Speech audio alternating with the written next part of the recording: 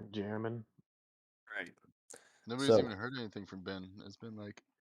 Ben said he probably wasn't going to be able to make it, but it is something I can run when he shows up later. Did he say these things? So yeah, whenever you guys are ready, log into Fantasy Grounds and open up the Horizors and More to play. Yep. So before you do that, you're going to go to the Discord chat. You're going to click on this link. You're going to make sure the sound is on, and your day is going to get much better. Alright, so I got on the page long enough to fucking like it and shut it back down, so... You got your like of the day. Images. I laughed so hard at this yesterday, I had to go ahead and take like a 15-minute nap. What? Look in the fucking channel.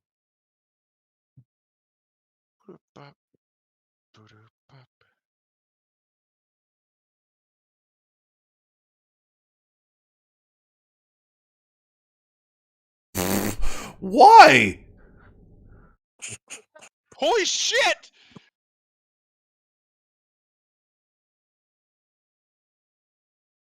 That's dumb. What? I don't know. He legitimately just threw that kid, you know what I mean? Like, oh fuck! He smacks the shit out of him.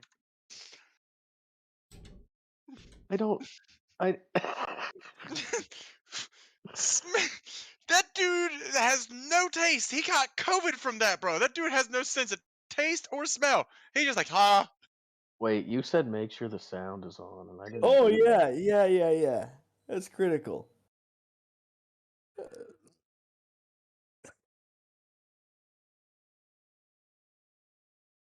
Thump. The teacher looks like Rob Riggle from 21 Jump Street. Yeah. Fuck you, dog!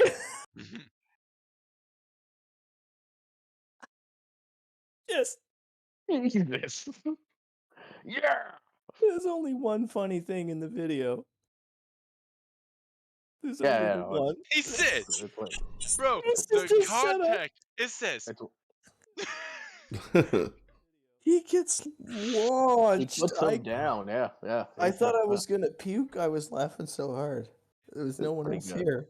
Bro, alright, so that was Yeah. us at wrestling because like the guy that was our wrestling coach was like he got kicked out of the fucking college for fucking like shooting steroids and having cocaine in his system. So like he became a teacher. You know what I mean? As one does. Right, becomes the fucking head coach of our wrestling team. Oh god damn it, we're streaming this. So dude's all like, you know, like super alpha, like I'm a big bad guy. Dude, you're 40 years old wrestling against 16-year-olds and like had like 150 pounds on us, you know what I mean? And like he just thought he was the baddest motherfucker when he'd pinned like a 130-pound guy when he weighed like 280 pounds. Just jump up like he never wrestled our heavyweight guys though because they just beat his ass. Could he have just been coked up every day? So we had a kid that swore up and down he found steroids in his desk when he was fucking snooping through his fucking desk as a kid. They're not that weird. If he's a big muscle guy and he does wrestling and stuff like that, odds are there's a good chance that he was on steroids. I was on steroids for a little while, for fuck's sakes. I took steroids only because my doctor prescribed them. My doctor prescribed me steroids. I did not take steroids for player enhancing drugs. I took them because they were prescribed to me. If you say so. Listen, they were. They had my name on them. I needed growth hormones because I was a little guy. Aren't you huge now?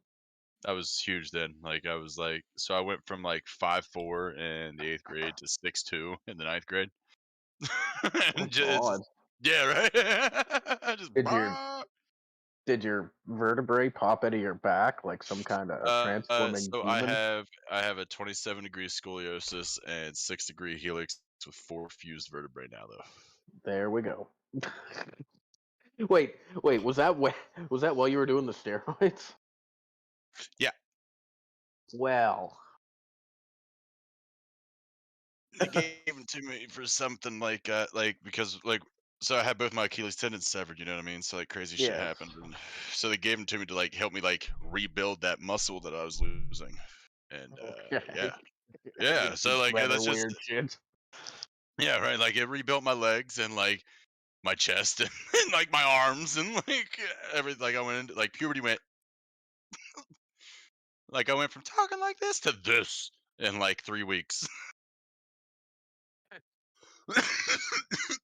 Pu- Puberty lasted about a menstrual cycle. That was it. I was done. Balls dropped all the way down. They just like went down, hit the floor, and like retracted back to my knees. Just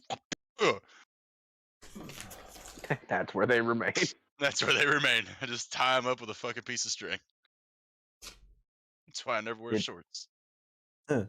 That's why Scrog never wears shorts. Do like a naval noose. Get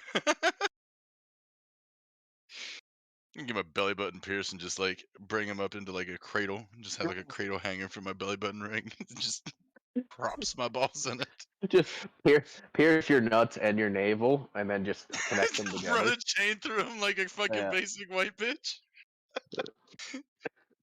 Looking like that dude from 300. I just got to run from my face to my belly button to my balls. Go to the fucking beach and be like, "I'll ask you not to stare. It's medicinal." All right, Sean, let's get this going before we keep talking I'm about my waiting newly on. pierced I'm nuts. waiting on you guys. All right, we are here. Bonk. We should get the sillies out though, shouldn't we? Oh yeah. All right, so Scrog is going to walk over and talk to the barkeep while everybody's. No, Scrog's gonna do fuck all. God damn it! All right.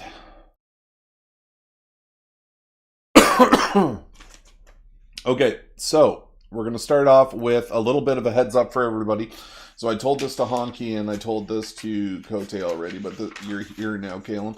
So as of whenever I finish this interaction, whenever I finish this little session storyline area, I will be giving up the reins as D&DM. So whoever's got some stuff that's already ready to go I'd be more than happy to give up the reins for a little bit. This will, whenever I finish this, will be the end of Act 1. I'm saying, just because I'm probably the only other person that Calum has dibs, as far as I'm concerned, if he's got the material ready, because you own the fucking program that we're all using, so... Yeah, I'll do it. If you don't have it ready, just tell me you need a little while, and I'll take a couple. I do got it. Okay, I do got it. He says, "Oh, I no got pressure. No pressure. I constantly think of cool D&D stuff, or at least what I would think is cool D&D stuff, while I'm working and driving and shit. So now, I do have one in specific request, is that you follow what has been made already, and don't just torch it and throw it off to the side. We were already talking about that, how we're going to story arc off this. Yeah. So, I wouldn't want to... I wouldn't want to do... Not torch it, but I would want to do... I don't think I'd want to try and finish your idea, though, because I'm sure you had a place for it to end, right? Not a chance. All right. So, like, just for example, like, if I was to come across and be like, oh, there's a certain currency in a certain area, there's certain races that exist in certain areas, try to keep up with that to kind of make the story cohesive, but feel free on making your own stories and stuff like that. So I just wanted to throw that up to everybody. All right, so right now it is 8 o'clock at night. Sun's starting to go down. And you guys are all at Horzors and Moors chilling out, enjoying a meal. It's pretty busy. There's quite a bit of the patrons from the city that are actually here, considering this is the only place to actually go and purchase food. So there's, kind of like a good rumble going on. Everybody's talking, having a good time. You guys are at the table that the Dragonborns were at, and you guys are just shimmying up in the corner. Security seems to be not really too worried about much that's going on, and the bar is full of stuff. Will you remind me, what was the last thing that we did? We killed Just a 3 few words. dragonborns, That's what I thought. Yeah. and now we're just here chilling at the So aftermath. would this be at the aftermath, or is this a few days later? This is or- a couple of days later. Okay. Oh, what happened to the lady? Did we save Yeah, the what lady, or happened did she to die? our worker? Yeah. I think she just. What do you mean? What lady specifically? So the lady that, all right, The whore. so yes, my worker. I don't think you guys gave her the potion, did you? Oh yeah, you guys all went yeah, we back did. and yeah, you Yeah, don't that's what we were- you yeah. don't know. You They can went always go down. check it out if you wish. Okay. I'm just going to wait for her to either A, return to work, or B, Finnick come up and tell me that, hey, bro, that didn't work. Gotcha. That worked for me. Because you guys were more concerned with my sex worker than I was. I was That just is going to true. order. I was just going to order a new one. All right, so here we all are. So we have identified all these things.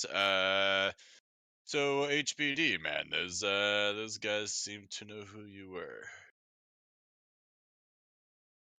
Pardon? Did you call him HPV? HBD, Oh, I see. I see. the Heartbreak Dragon.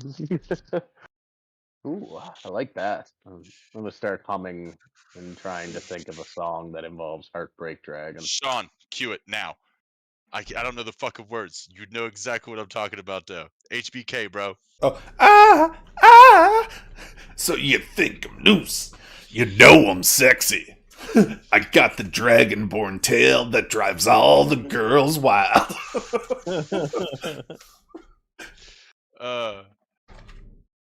Perhaps it needs a little rework.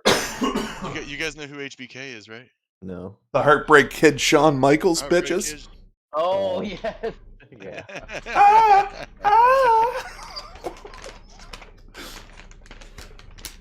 Anyways, continue. Anyway, Anyway. HBD. So these dragonborn that we just sent to their gods, they seem to know who you are. All right, the camera pans to Buford. He takes a sip of his. He's not drinking.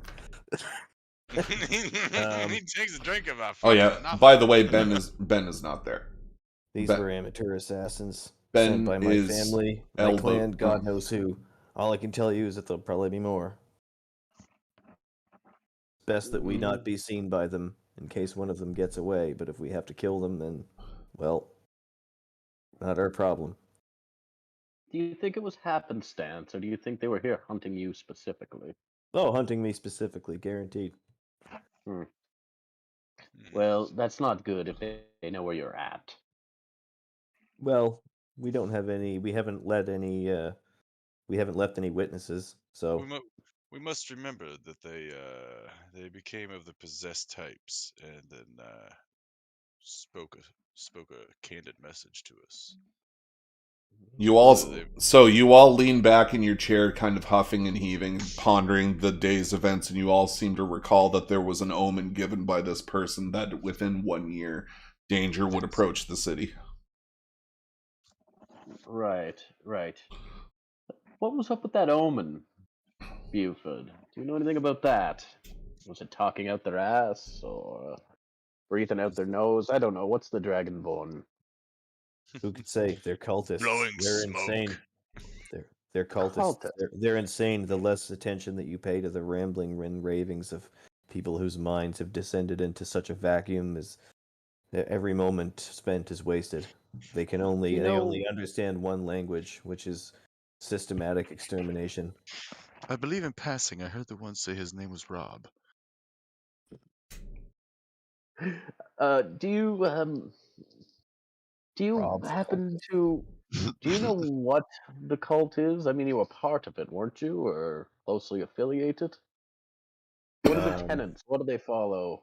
Are they tinfoil wearing moon worshippers, or At the words of you were part of it or whatever, you see Buford whip his dagger out angrily and slam it into the top of the table, and you can Then he stands up and he starts to crawl over the table, lean over the table, and it's like Okay. I'll so get a little pensive, actually. you can see him getting pissed, and you can see he's holding something back, and his chest is heaving as he's breathing deeply, and he goes, "Oh fuck, what is the expression I'm looking for?" It's like, so I see you're a fan of guilt by association. Are you judge, jury, and executioner, and who are you to judge? No. Let's go back. Well, you see, if I used his actual voice, maybe it'll be easier. Okay, so listen now. So these three guys come up and they attack me, and suddenly this means that I have some kind of affiliation with a cult. Well, excuse me, sir. And then he bangs his other dagger into the table. Well, then, what is your nature? I'll with assume it? What that you was your business? Oh What God, I was cannot do that voice. It's perfect. You It have to hurts do me. it now. It hurts me. Yeah, you have to. I have a smile on my face the whole time. Listen, he takes his daggers out of the table and he puts them back in his sword. Allow me to speak candidly. Please do. I come from a complicated culture of worshippers of the old gods. Some of the old gods are good, some are evil, some are halfway in between. But really, anyone who claims to know the motivations of a sleeping, millennia-old being is kidding themselves. The mortals understand nothing of the goals of these ancient beings, and by attempting to channel their evil energy, they create forces that build upon themselves and consume the entire society.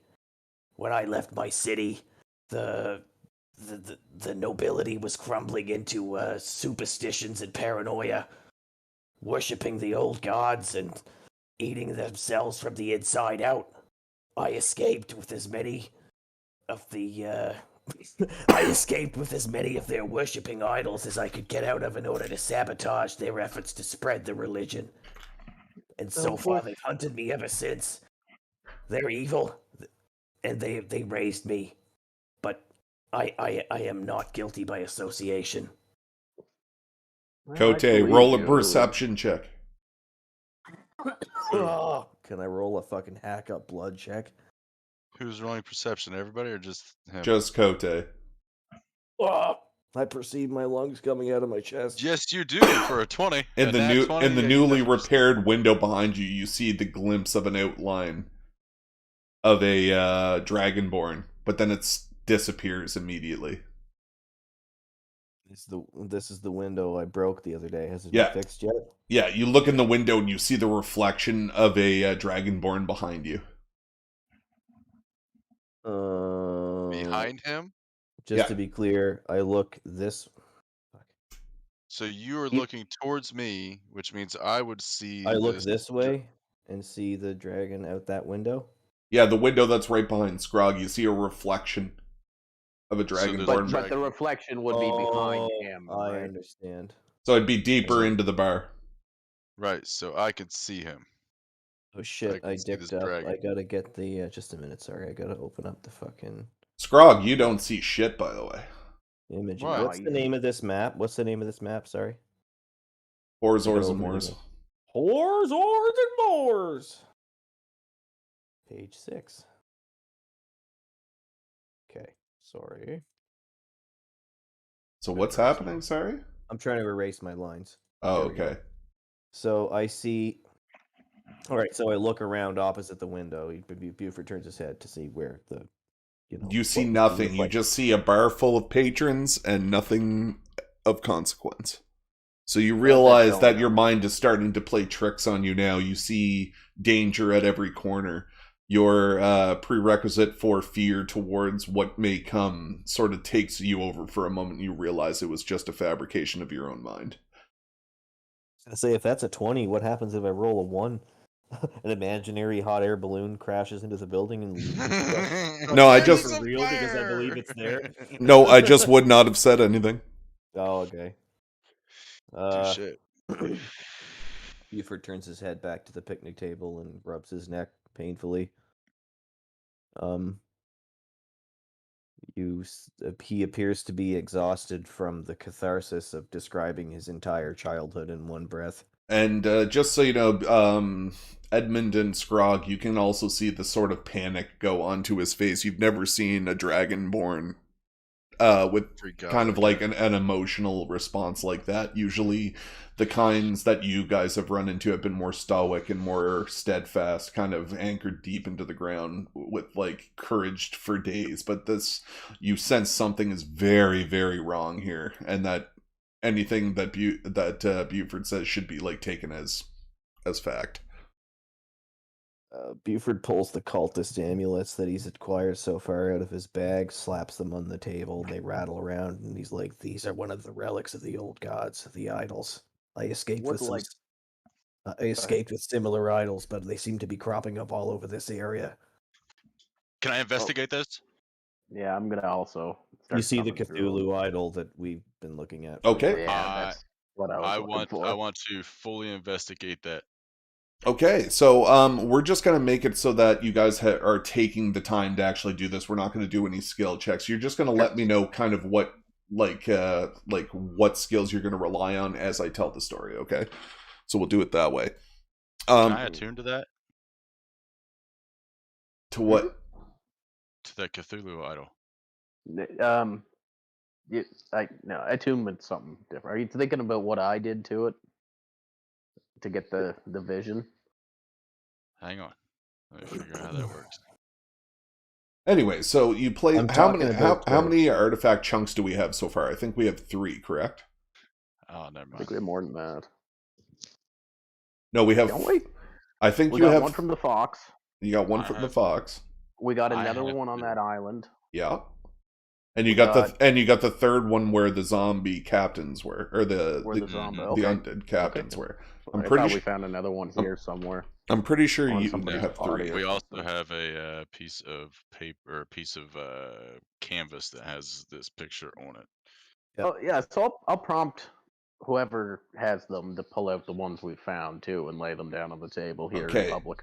So as he doesn't have any of them, but he has similar ones that he stole from his hometown. How many do you have, Kote? An undescript number. Okay. This if you say a big canvas bag of them. Okay. They don't all have the Cthulhu. They don't all have the Cthulhu emblem. Okay, how many do have the Cthulhu idol? Is what I need to know. We would have to take them out of the bag and count them. There's about 40. Okay. Do you want to just type the number in to me specifically? Just direct message me how many with the Cthulhu, because like these ones are specific. If you're saying they're exactly like this, no, they're not. They just have a similar. Oh, okay. Octopus head. So you don't know if they have anything to do with it, but they might be from other places. Okay, I understand. They look like tchotchkes. I got confused there for a second.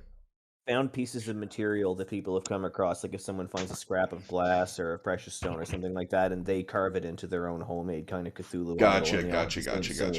Okay.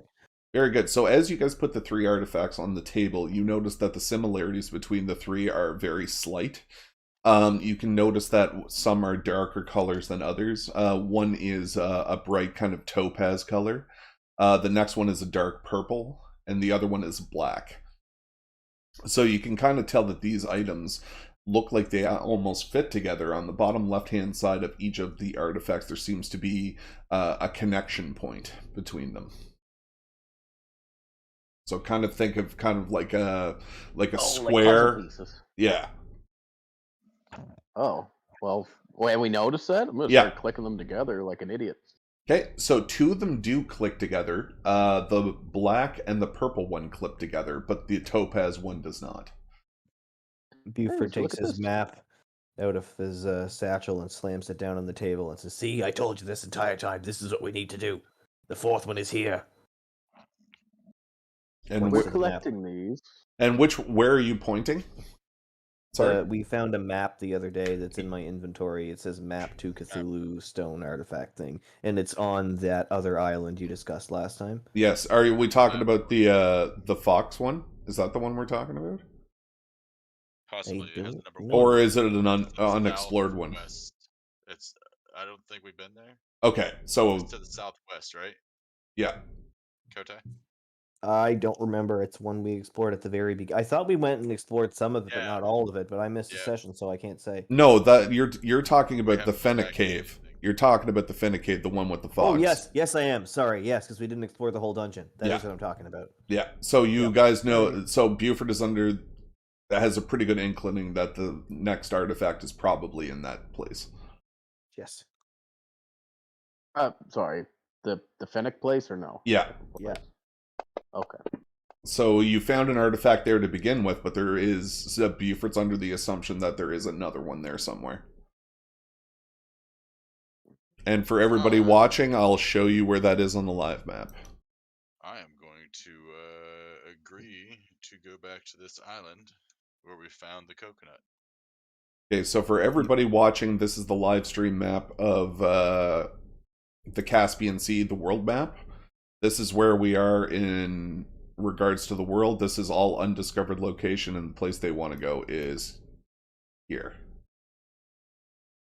Aye, but before we go, I must go speak with a few people. I must obtain a few items before we go. Very good. I can barely hear you, by the way, Honky. This may take a few days, but I need to obtain a few items before we go anywhere. Okay, so as you stand up to go towards the bar, you can kind of hear a little bit of a ruckus at the bar.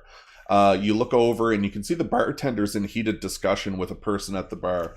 There seems to be 3 individuals sitting there. One is a tiefling wearing a large purple and gold pirate hat. I need you to roll a perception check there, Honky. Honk-exception. Honk-exception. Perception. Here we go. Whoosh. Oh. I fucking see nothing. So all you see on the front of the brim of the hat as he's like darting his head back and forth is the logo of a fish swallowing an island. He's sitting at the bar with 2 of his deckhands, and it seems they're having a disagreement about the currency used at your establishment. In a very loud booming voice you hear, "What do you mean you don't accept marks as payment? It's only the currency used by all of the world. Gold is such a beggar's reward. Gold is simply melted down and infused with the paper of the Elkton trees to the north. I can't understand you commoners. Long gone are the days of bullion." York, the bartender, steps forward and says, "Well, sir, we only accept gold here. Pay your tab, or boss says I can break your legs and feed them to my kids."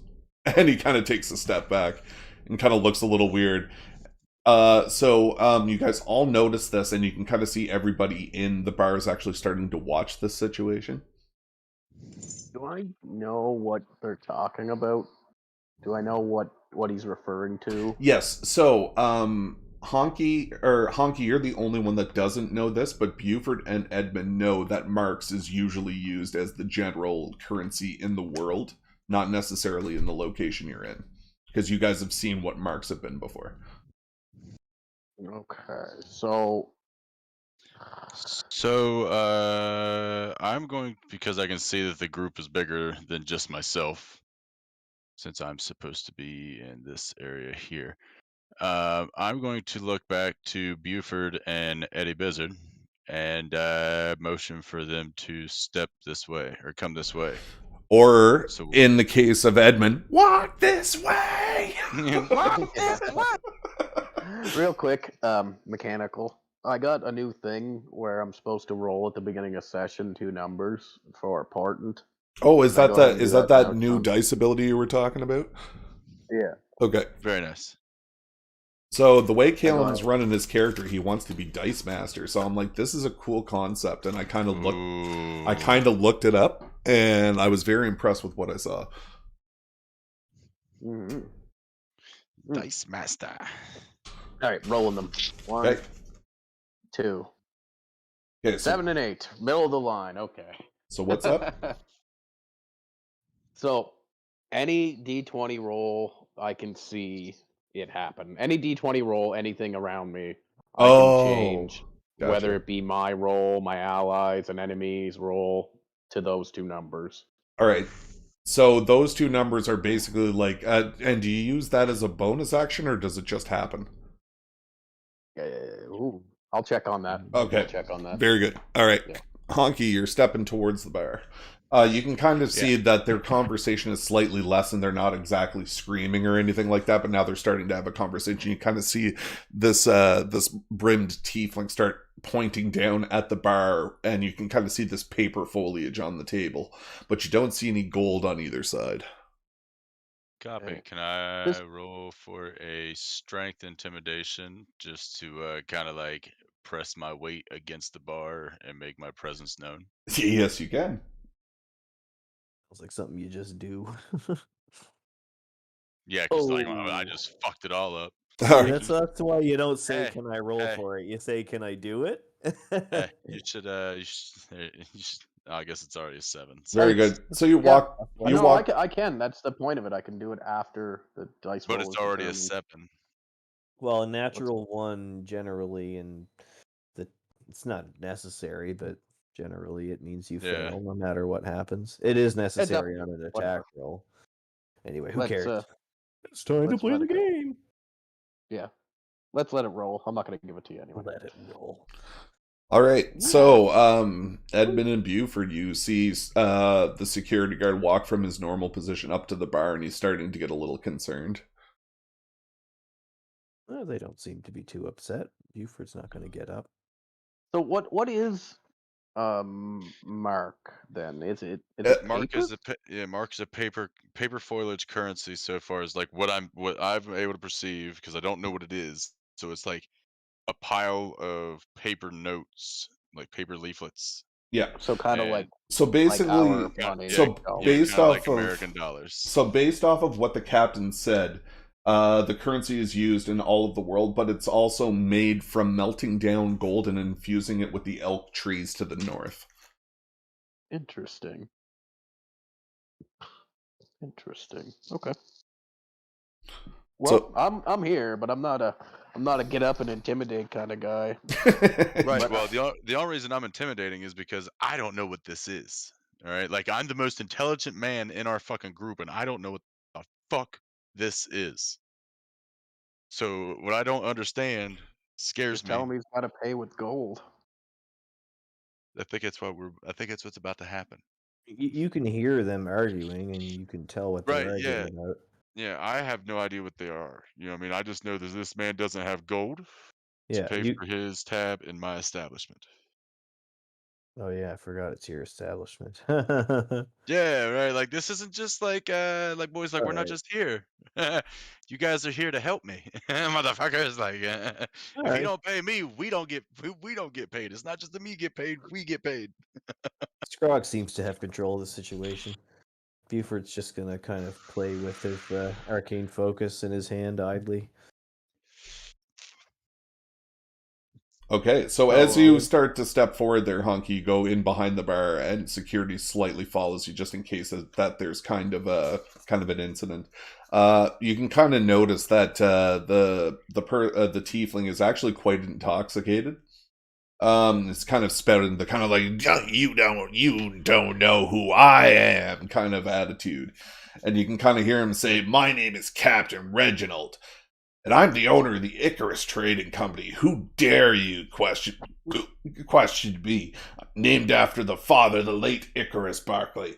And the bartender, you can kind of see him start rolling his eyes a little bit because he's seen this all before. He's manned this station for a while. And, just like you can kind of see goosebumps on his like black skin because he's a drow. And he just kind of turns around and starts pouring drinks and starts handing to everybody, kind of attending to his duties. And so we go back to the captain. The captain is starting to regale you a story of his past, and he starts explaining that his father, Icarus Barclay, was a man who went from beggar to captain in like the span of a year. He went from being a beggar to owning the largest fleet in all of the Caspian Sea. A man who, without your small island, would never have been built, and it was made for humans. But he's happy to see new ownership has taken over.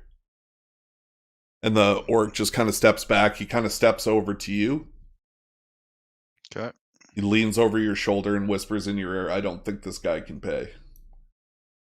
And he steps back to his duties and starts serving. Locke is over in the corner, just sitting there on top of a barrel like she always is.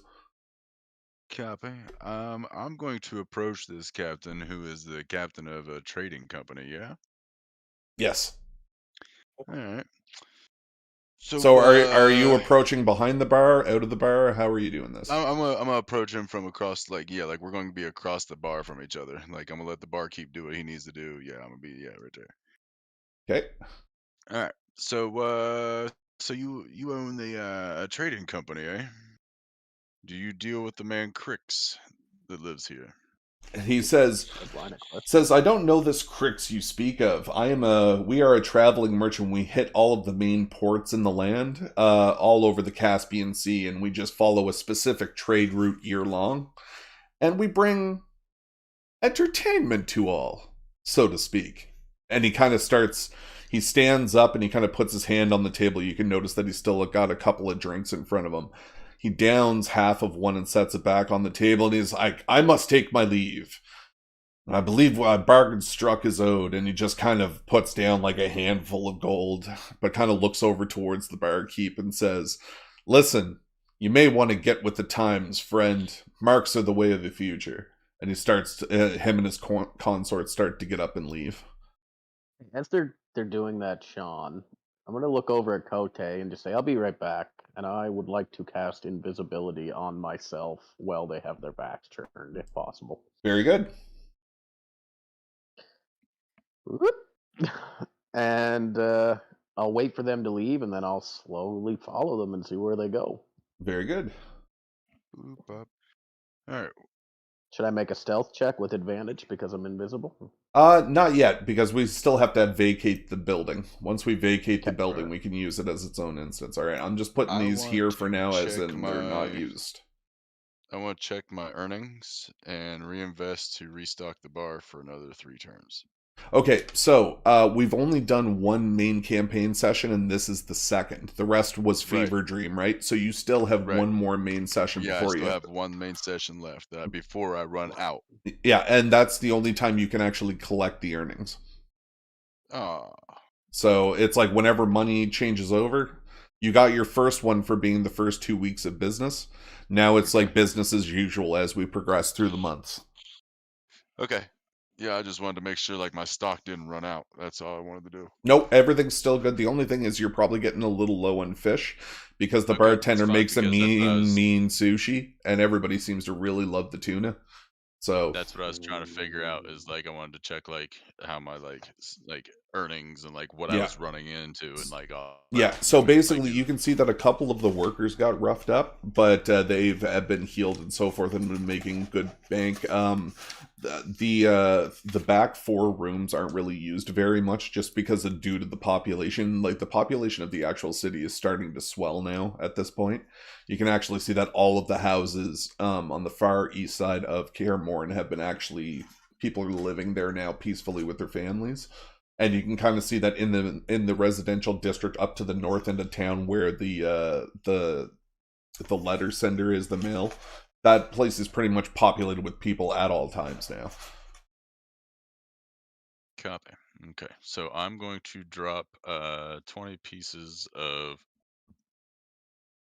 the fin fish that I got. Okay, so we're going to take all of that out of my inventory. I still have 30 pieces of tuna in my inventory, so I'm going to drop those 30 pieces of tuna off also. So that makes for 50 50 pieces of fish, 50 new servings of fish coming into the building. Perfect. While I'm doing that, I'm also going to drop off the salt and pepper that I collected from the Garlic Island. Yeah, Garlic Island, along Perfect. with 8 pieces of the garlic that I have. So that makes me have 8 pieces of garlic left.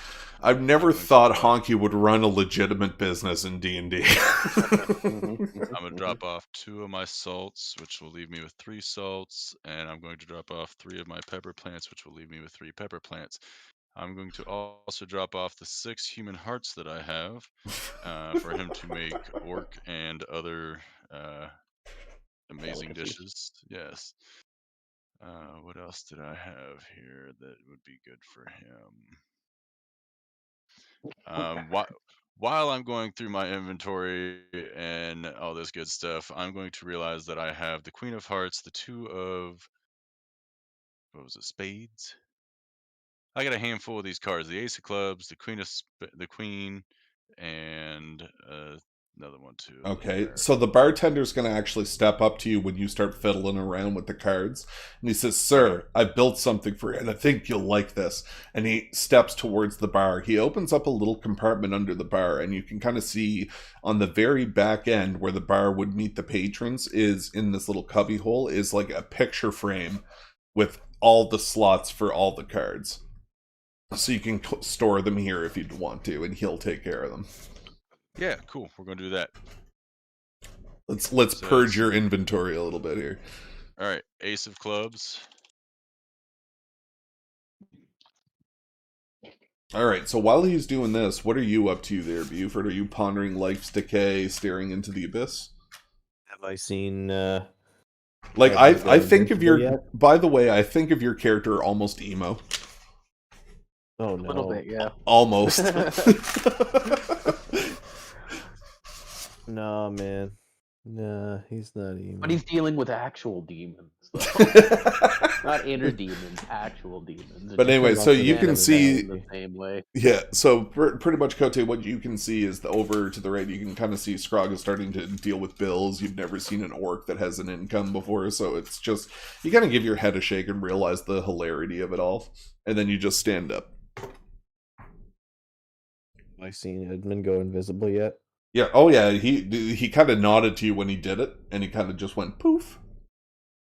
Alright, I'm gonna follow him, who is following the captain dude. And everybody's gonna take off outside. Alright, so once you get all your I'm gonna shit... follow, like, 60 feet behind, though. Okay, so, whenever, so Honky, whenever you're done depositing all your stuff, we'll just say that you exit with them?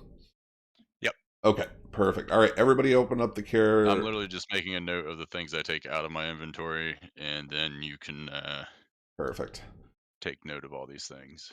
Alright, so now we're gonna load, so nobody load anything yet. I want to see if I can just push it and I can tell you where to go. I like this part.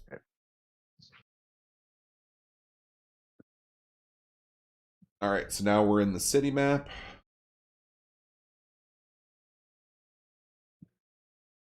At Horzors and Moors, and...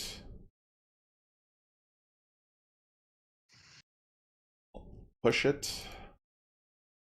My mouse is starting to get on the fritz and I don't like it. Alright, did that push it to you guys? Sure did. Perfect.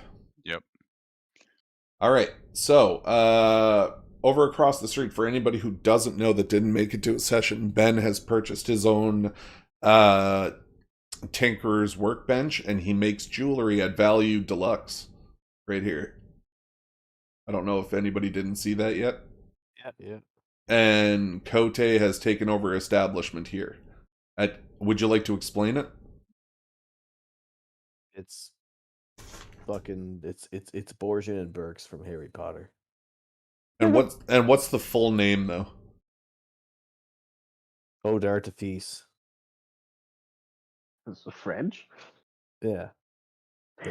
Like feu d'artifice is fire artifice, and eau d'artifice is water artifice. Okay, and these three little icons below are his reagents. Those are the Dragonborns that serve him. Yeah, and I had a better name for it, which was something in sundries, but I can't remember what it was. So, alright, so I've emptied my inventory, and now... So, how's this working? So we're leaving the building, but me and HBD are hanging back to not blow Edmund's cover, right? Okay, so I just want to throw in this is a unique event, guys, and I just want to point it out. I wrote an entire section devoted if Scrog would pick a fight with the captain. Like, I have 4 or 5 pages written for it, because I knew he would fucking pull something, and he didn't do it.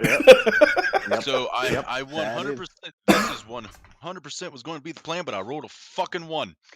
Okay? This happens a lot. All right, the name of my store is in the Discord text chat at the bottom. All right, let's have a look. So I'm going. So can we see Edmund, or is Edmund completely invisible to every living creature? No. So basically, so Caleb, as soon as you exit, You follow the three of them up past the potion shop to the main road right next to where the mail is. Okay. And you can What kind race of... are these guys? one of them's tiefling, the other two are unknown. So Copy. focused on race. Keep going. Okay, so you guys get up to the main corner. You can kind of see them dart off and Sorry, head towards where the docks are. It's starting to get very busy because the sun has gone down now. And you can kind of see that everybody's kind of, getting off of work, coming home from, being out on the boats all day. You can see a lot of fish are starting to be sold at little personal merchant shops around the houses. So it's just basically in front of people's houses, they would have kind of food, different fruits and vegetables and fish and kind of stuff. And they're starting to make their own economy now. Nice. Okay, and then Kote, you exit the door following 60 feet behind. So as you guys progress through, you also notice that there seems to be some commotion going down near the docks. As you approach, you can see giant crimson sails above the buildings as you guys are walking around the outskirts of town going in towards the docks. So there is a giant ship in the dock, and it seems too big to be able to fit there for some reason. You don't understand. Can I No, you tell can. what this... God damn it! What kind of ship No, this is? You said I stop. could see its red sail. No! You take 5 damage. Is it from Durmstrang? Is Victor Crumb on it? You guys suck. Okay, Crimson Sails, eh? Oof. Well, this must be the, I will telepath to Edmund. Buford will speak to Edmund in his head. This must be the boat of the the traveling merchants. What? It's, Who is this? the big Crimson Sails over there, doofus. Must be this. No. cat- Who's on the line? Who's speaking to me? You know it's me. No, your voice sounds different. So as you guys are kind of... Because you're invisible. I don't fucking No, keep going. That's it. Hey, look, a boat. It's probably his. TLDR. I'm just gonna keep trailing them. Yeah. So you're screaming they this down an alley at an invisible guy, or are you doing it telepathically, or... He said Telepathically. In his telepathically. head. Okay, I stopped listening halfway through, sorry. So did Anyways, he. okay, so as you guys are all walking around, you can kind of see crimson sails go above the buildings in the dock areas, and you take a look up about 45 degrees, and you look up, and you can actually see the crow's nest of this ship is actually going above the clouds. Whoa. The fuck? How low is the ceiling? If I had to guess. What? How low are the clouds? Probably normal cloud height. I don't know. Let me look it up. It's an illusion.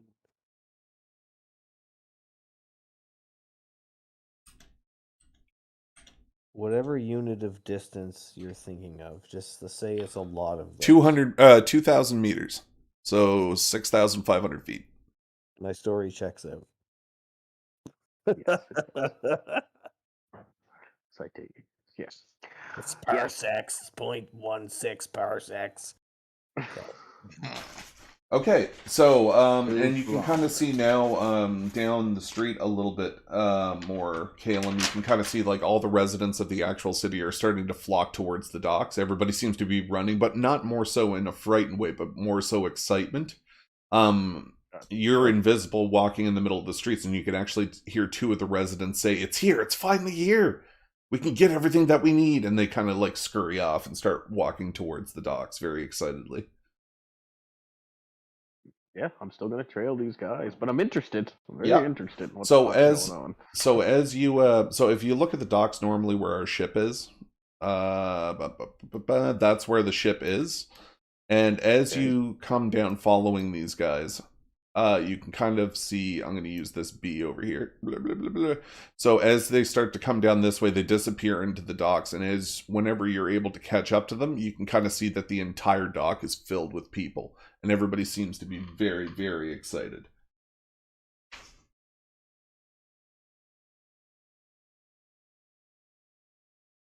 Send a message to Buford. Yeah. Wait, can I message Buford? Let me see if No. I got Unless enough. you have it. You can't do it because I have it. No, You I have to have do it yourself. message. Nice. I just don't know how. I just don't know the length or the distance on it. Well, I'm only 2 8 feet away. You're 120 feet. So yeah, Oh, I'm yeah. sure I can hit you. What's happening? Caleb I'm is sending- using a bard spell to communicate with me telepathically. Okay, gotcha. I must be looking at the wrong fucking map. You guys looking at the Carrymore live map, right? Is everybody still in Horrors, Ors, and Moors? No. Yeah. Oh, well, I see them everyone in there too. I see us in there. No, everybody's looking at the Kaer Morhen map, and we're just following what I'm saying. I'm over at the ship with the token. You can see the token. Mm-hmm. So they walked down this way, disappeared, and went in towards the docks to the big, huge fucking ship. And then Calum is like right here, looking at the dock filled with people. You can move me there. Do you want to move me there? Do I have to do it? I'm not moving your guys' tokens anymore. It's too hard for me to do. So you guys show where you want to go, and I'll click the check mark. Yeah.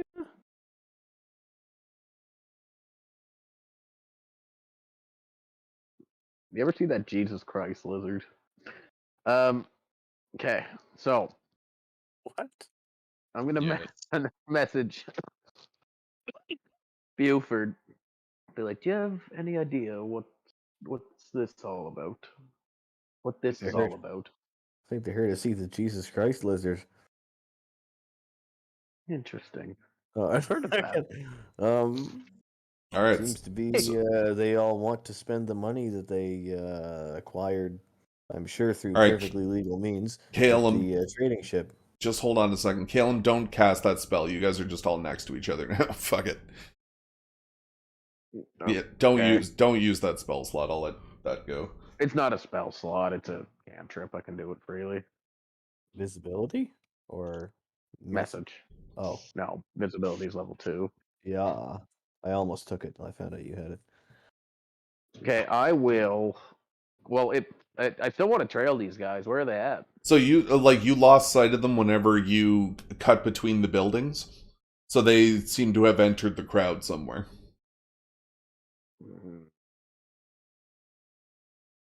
Can I try and find them? Yeah, sure. Okay, and I'll try and find them while making my way, dodging in and out of the crowd, using my nimbleness as a halfling to try and get closer to the ship and figure out what's going on there too. Very good. So you kind of tuck and weave and dodge drunk patrons. Everybody seems to be very happy, and they're kind of cheering and clapping and waiting for some kind of unseen spectacle to arise. On the side of the... just one second. I need to get my shit here.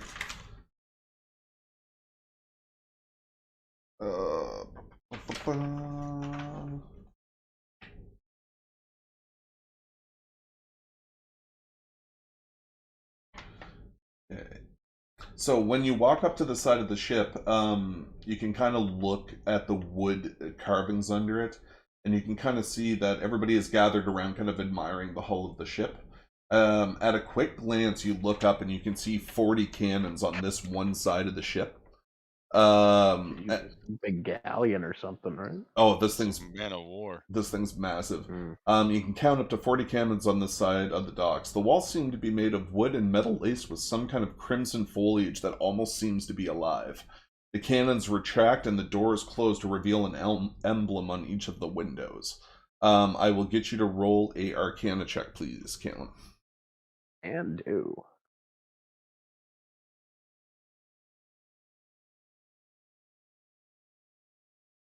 What the fuck?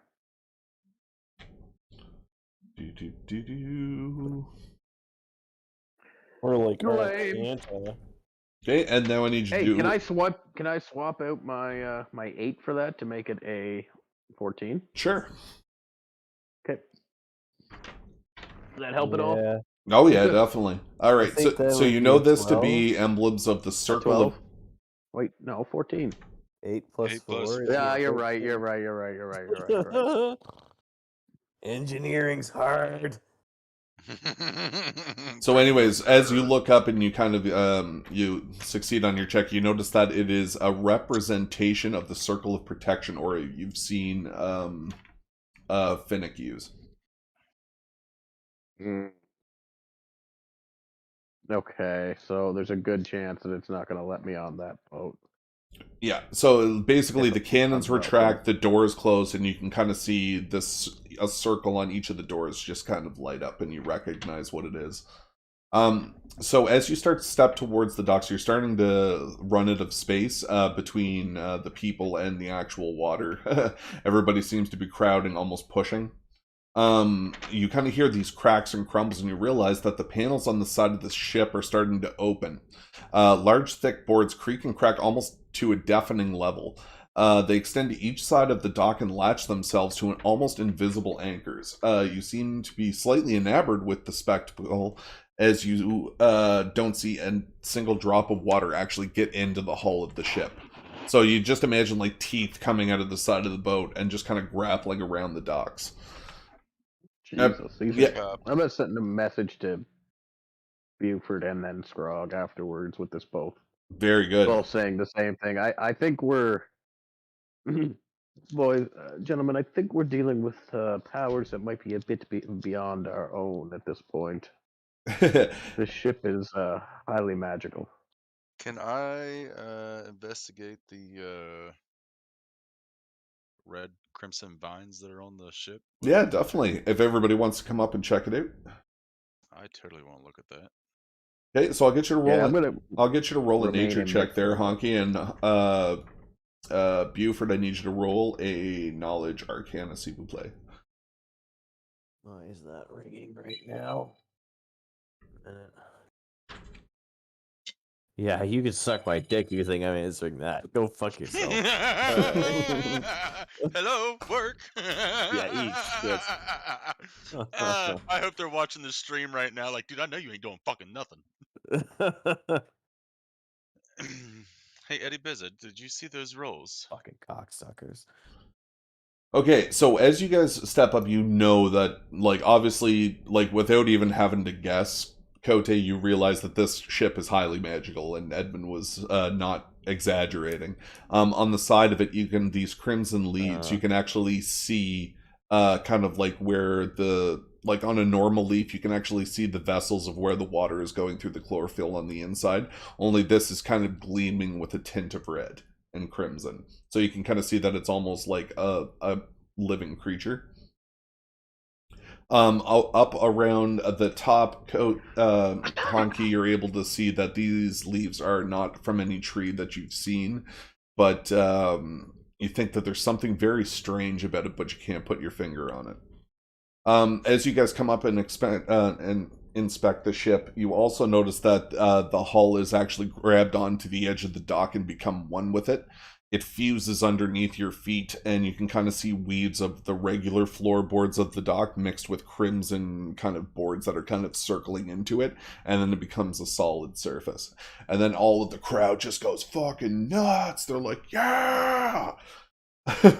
So the residents become very overjoyed in seeing this spectacle, cheering and clapping. The docks transform into a staging area. The captain appears from the top of the ship, extends his hand forward in a gesture, and the crowd goes nuts. The captain jumps off the side of the ship, swinging down to the docks, landing mere inches away from the crowded, water-soaked deck, looks around and smiles and screams, and without further ado, let the night market begin! And 8 fireworks shoot from the top of the boat up into the sky above the clouds, and you can see explosions of red and crimson as it slowly tinkles down. You can almost see it like magical rain, the little pieces that are falling to the ground.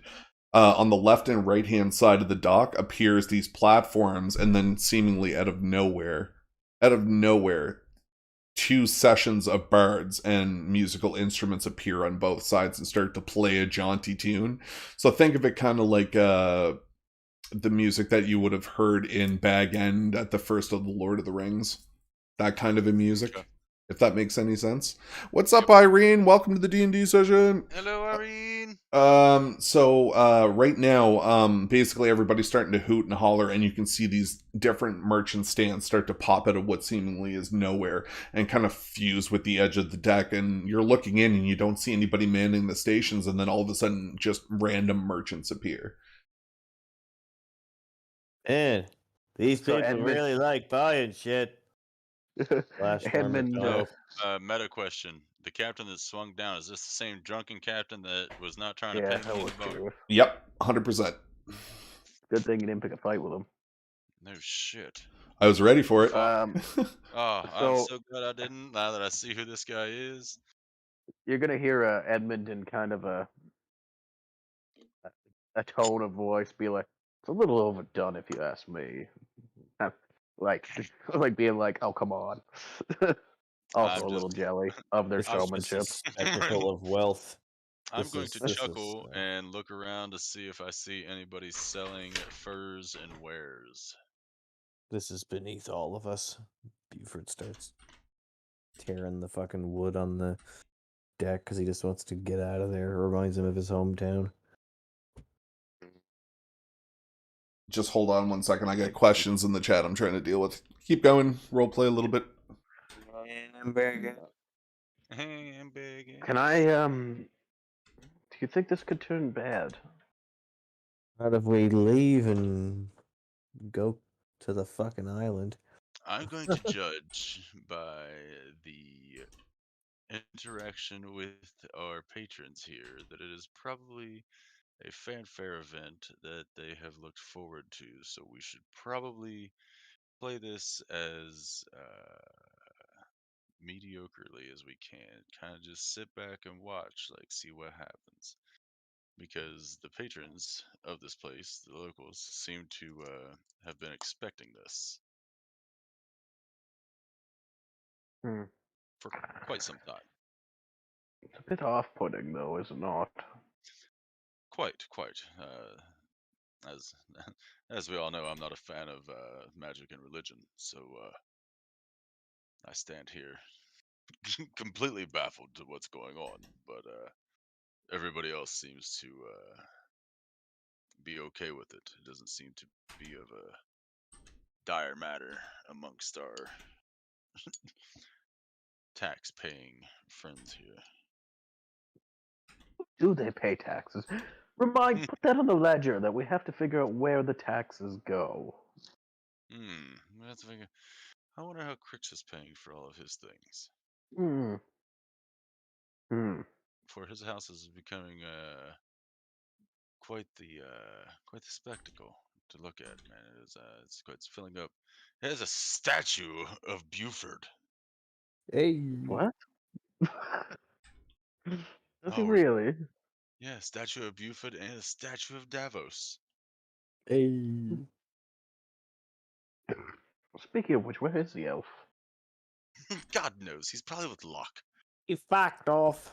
He fucked off to go fuck that Locke. She's not strong enough for my kind. Very Ain't emotional. that the truth? When you punch her in the face. Bah!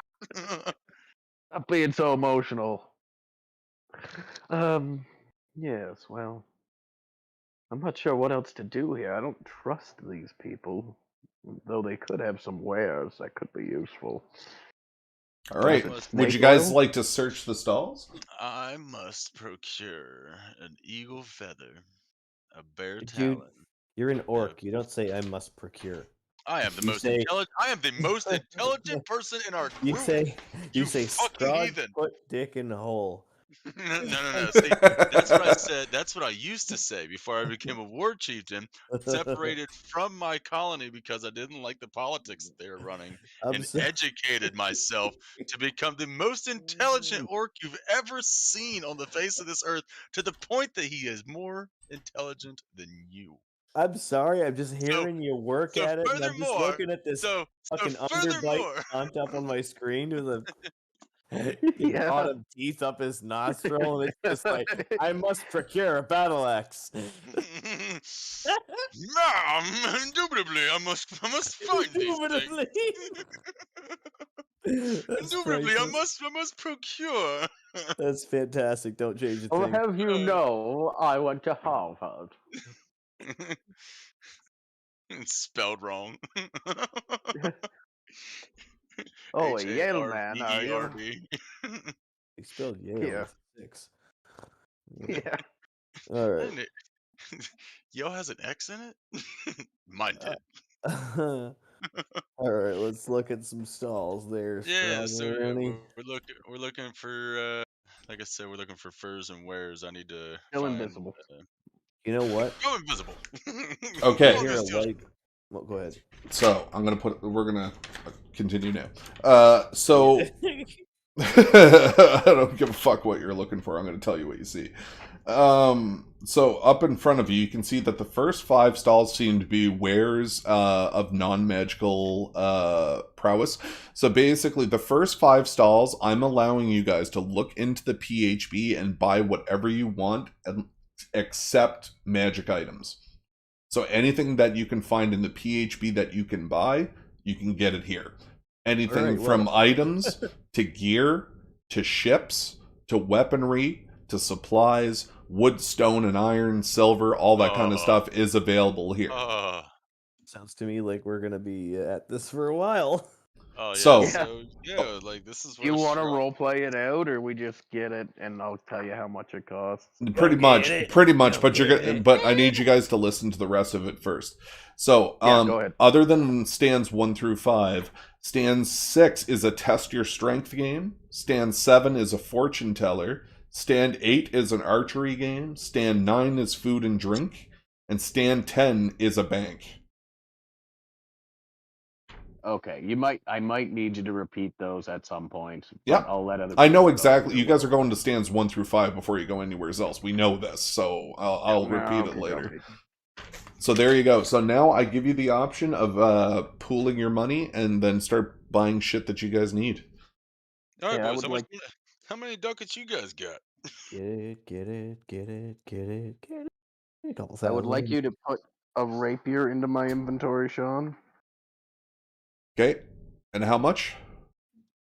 I'll figure that out in a sec. I know I need one. I'm just looking for the weapons page. And do I have to put it on your character? Absolutely.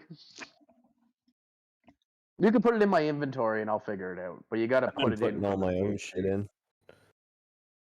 Well, if he puts it in from the PHB, and I need to know what it is and how much it is and how much your total is. Like we still need to do this right before. Yep. Okay, so do you want me to put it in your actions? That way it's just automatically there? Sure. Oh. Rapier, 25 GP. Okay, so... What are pitons? Pitons? Pitons?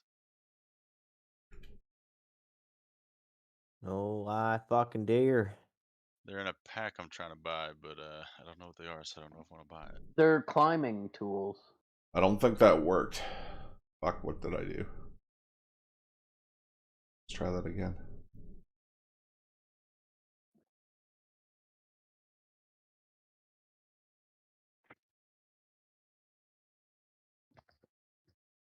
Alright, I'm just throwing it in your inventory and you can deal with it.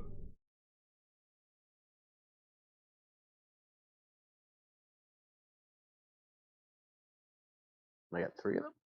Oh, you got yeah. Turn that down to 1, actually. There you go. There, you can deal with it. All right. So do you guys want to take like 10 and just kind of write down all your shit and then the prices, and then we can just kind of do it all at once, kind of deal? 100%. One thing I do have to ask you. Oh, go ahead. Go ahead. One thing I do have to ask you, because it's not something that'll be in the book. Gunpowder and bullets. Can I get that? So, I'm not going to make you buy gunpowder, but I am going to get you to buy bullets, and it would be the same price as whatever ammunition is for the weapon you're imitating. So flintlock pistols would be the same as crossbows and require 1 bolt. If that makes any sense. So buy bolts. Gotcha. Yeah, no, that makes sense. Does that make sense? Yep. It's more of a flavor thing, right? that we're using guns instead of crossbows. Exactly. There's nothing different from the guns towards the crossbows, so it's kind of like an advance in Yeah. technology Alright, kind of thing. So we're all standing around talking this, right? So like we can RP this section out, right? You can if you want to. Okay, cool. So, boys, I'm not sure how much money you guys have, but I have procured quite the amount of money through my investments in this town. I'm going to buy everybody in our group a riding horse. Thanks. Ooh. I have no use for Okay. a riding horse, but Now, Honky, okay. I'm going to throw this out here just because I know Golly you don't diggity. know. There is spots to buy ships as well in the PHB, so make sure not only do you see the Yeah, horses, but you that's see everything cool. else too. Yeah, I just like wanted to throw that out there. Yep. I forgot I'm actually Oh. kind of a slender dragon. If it's a medium size or large size horse, I should They're be big okay. enough to they're big enough to carry an orc, I'm guessing. No, oh, Yeah, is yeah, that yeah. true? Yeah, okay, I'm retarded. Give me a horse, bitch. Yeah, Like I'll there fucking are take a there horse. are literally draft horses too.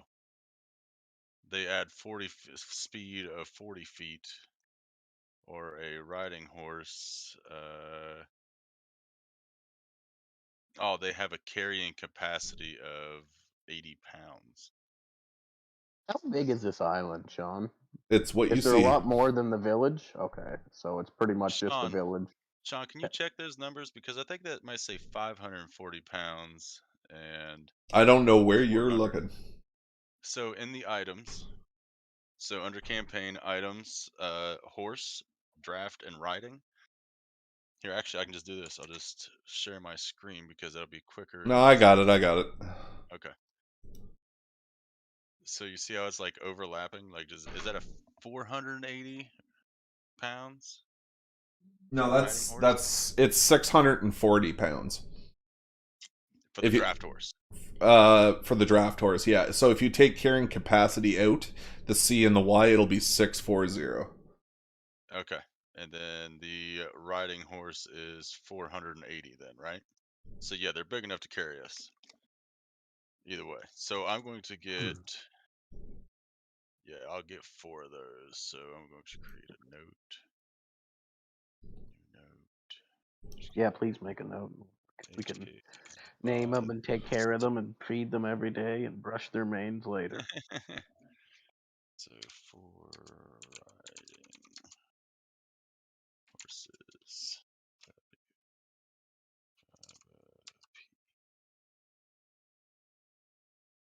Anything you see that strikes your fancy there, Kote?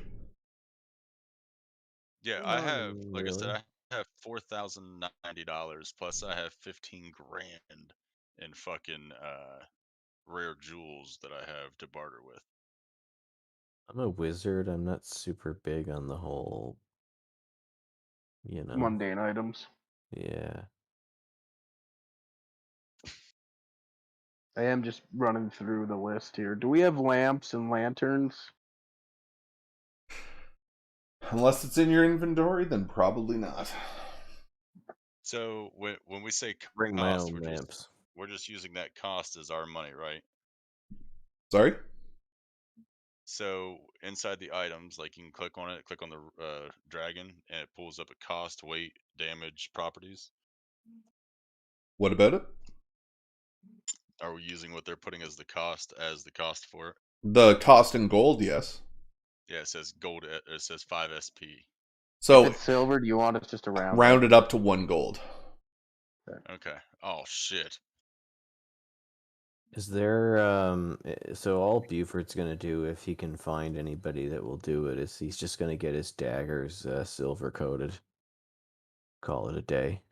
So there's no forge here, but you can look and you can probably find silver daggers to purchase. Maybe I'll just buy some silver daggers because the daggers he's using are not like he's not attached to them or anything. They're just any old thing. Yeah. Are silver weapons considered magic items though? I No, don't think so. They're not? Okay. but they have special effects against like vampires Yeah. and werewolves and shit, right? And Very other good. things. So yeah, you can definitely get that. Yeah, that'll be it. Maybe he'll look for a couple more fancy hats or some Is there any important spell components textiles. or anything you need, or because now would be No, the he time. he doesn't know any spells that he needs like material component that doesn't come from his pouch. Very good. Are If these there's ships any, labeled? Do sorry, you go know ahead. this? Never mind. I found what I want. So Finnick is Yeah. actually going to join the group now. He saw all of the stuff going on from the other side of the clergy, and he's come to check out and see what's up. Oh, he's probably not going to want to buy much though, because he's finicky. Oh. Aww. Well, not to mention that he's broke as fuck because he runs a clergy. Yeah. He That's donated all his money. Right. While I'm doing this, so like I realize what I want, and I don't like even with the money I have, I still don't have enough money if I didn't buy anything else besides what I want. Am I able to go to the bank to see if I can get loans? Say that again. Okay. I want to go to the ship that I want Yeah, costs 25,000 gold. yeah. Okay.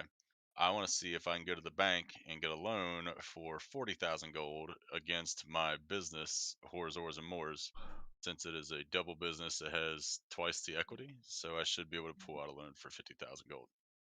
All right. We'll see. You can head over to the bank and see what's up. That's where I'm going. Okay, so as you walk up, you can kind of see a little goblin in behind like a desk with like a piece of ink and quill in front of him, and he's kind of scribing madly. As you walk up, and he points over to the sign that next, and all you can see is the words 1 mark, 10 gold. Keep going. I'm going to get some coffee.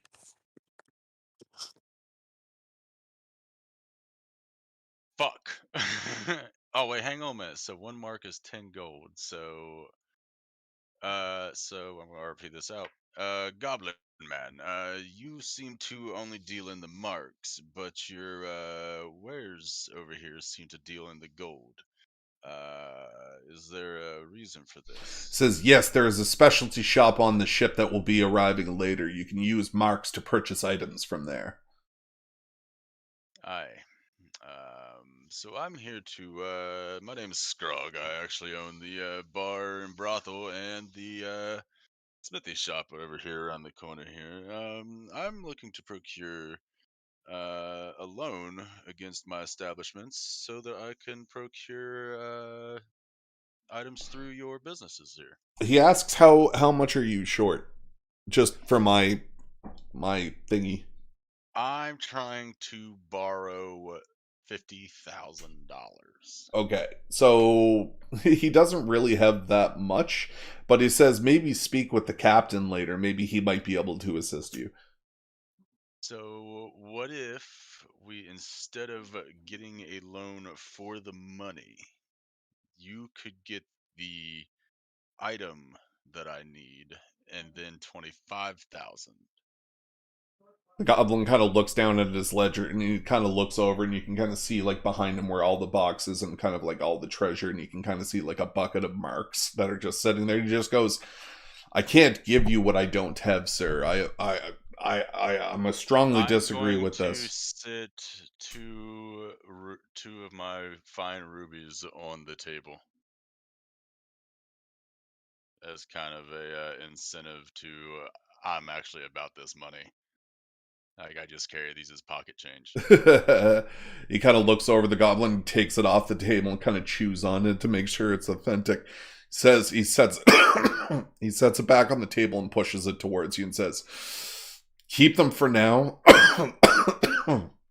Let me see what I can do." And he kind of just says, "I'll return in a moment." And you can kind of see him disappear onto the plank and then walk over towards the ship, and he disappears from sight.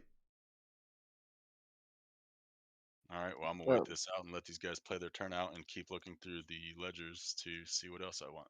Perfect. Can I purchase some studded leather, Sean? You can purchase whatever you want as long as it's in the PHB. Well, I'm asking you because you're going to have to put it in my inventory. So what Kote, I'm just making a list. Kote said he's able to put shit in his own inventory. How come you can't put? He just types it in, though. I want it to go in. Oh, just click on that's it. why he's doing it. Okay. Yeah, that's the. That's if it's something, yeah. If I had the player's handbook on this account, I'd get it, but I don't really want to buy it on my burn account. No, so. exactly. There's no reason to do all that. Okay, just give me also, 2 seconds Sean, here. While we're doing all that, I know we got a bunch going on, but can you build my Mace of Smiting? Even though I'm not keeping it, like I'm giving it to you, I want to know what its abilities are. Okay. You're giving it to who, sorry? I'm giving it to Finnick. Okay, so, about it. So right now what it does is if it crits. Well, we know what it does. Oh, okay. We know what it does. You just haven't put it into my inventory to be able to use. Okay, so I'll put it into my inventory now then. Yeah. Okay, I can do that. Items. Okay, so what were you looking for? Studded armor? Caleb? Yeah, studded armor, sorry. Studded leather. Okay, and you want that for your character. Mm-hmm. So I don't give a fuck how much fucking Finnick has for money. I'm buying plate armor and I don't give a fuck. Yeah. And that's the only thing he's getting. Figure out how much plate armor is. Like, I'm literally trying to like get 25 grand out so we can 1,500 GP. Holy fuck! Yeah, it's super expensive. It's Is because it's super good. Is that a full set? Yeah. Full set of plate armor, yeah. Alright. So because of who he is, I'm willing to do this. Alright, so do I put that under your inventory, Caleb? Yeah, just drop it in the inventory, and then I have to equip it from there. Okay, there you go. Did you you got your rapier? You got that? Did you want to get anything like potions wise? Oh, maybe, but I thought you said non-magical. So here's the thing: I'm gonna make an exception for potions that are under the cost of 100 gold apiece.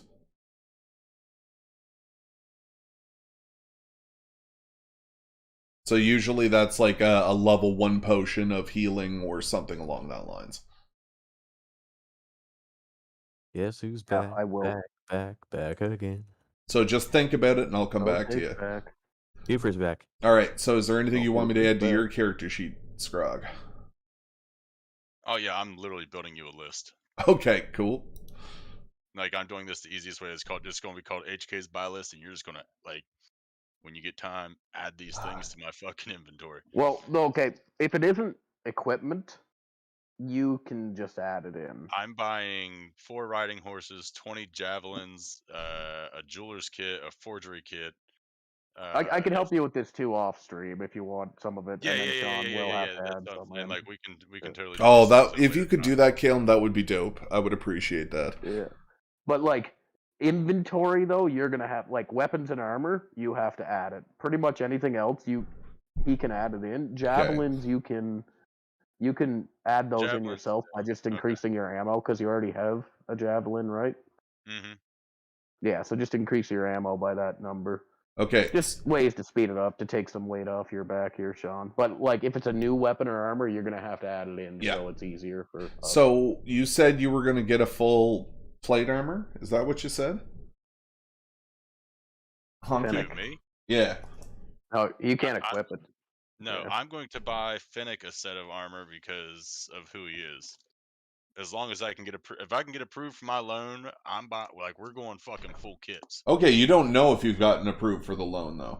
No, that's what I'm saying. Like I'm letting Finnick know that if fucking shit goes through, I'll buy him his set of armor. If not, I can help him pay for it. Yeah, I can chip in too if he needs it. You know what? No, I'm just gonna hand him one of my emeralds that costs $2,500. That'll buy his armor and give him $1,000.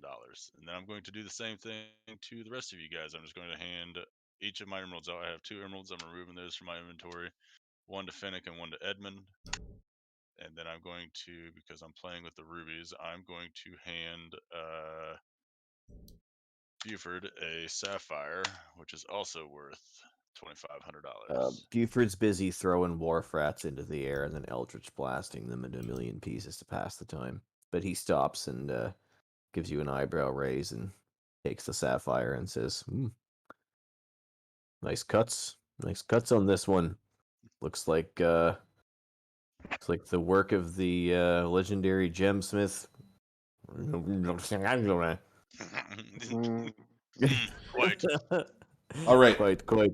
All right, sapphire in inventory. Good. All right. So So everybody now has the money to buy the armors and stuff if that's what they wanted to do. Well, we have gems. We don't have gold. Right. You can But sell we the can, gems. yeah, we can figure 2 sapphires now. All right. Buford likes shiny things. He keeps his things. And when everyone else is shopping, he goes and looks through the stalls to see if there's any place selling oddities or curious items like a monkey's paw. Definitely. All right. Can I walk up and just talk to the vendor? Yes, you can. I'll join you with this. All right. So he appears to have a selection of random magical and esoteric items that we can't buy because they're not in the PHP. But like, what is he? What does he look like? So he's another goblin. This one appears to have kind of like a dark cloak, brown, over his body, but the head part is actually pulled down. You can see that this goblin seems to be very old. He's very balding with gray hair that protrudes from his pointy ears. He looks up and he's like, chill. I mean, that's it. Okay, so Buford's gonna walk up to him Okay. and say, I see that you've managed to be a vendor of rare and curious artifacts. This was my dream, but I had to follow in the footsteps of my family because of social pressure.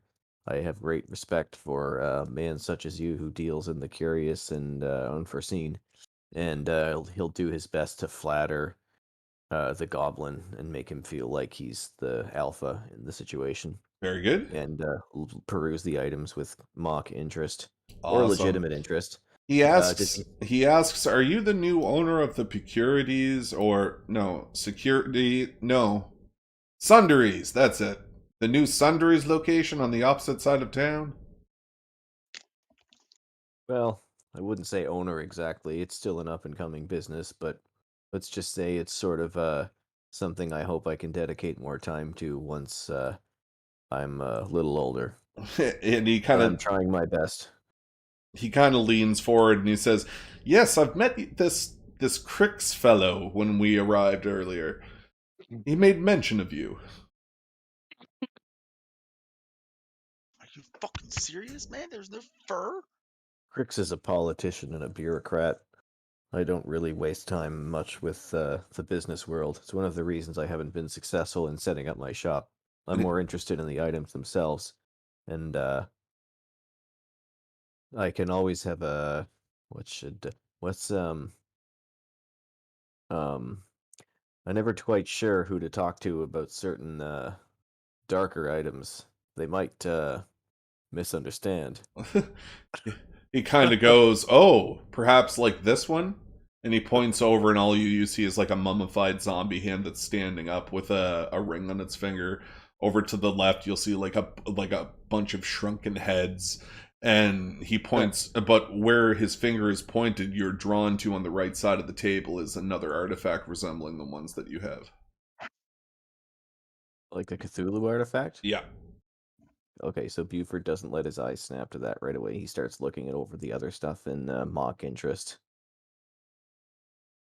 Very good. Looking at the hand and so this about the hand. This is what I'm going to tell the group is all of this stuff is actually available in the PHP. It's just the shit that I read through last night. So these things are actually things you can purchase within the PHP.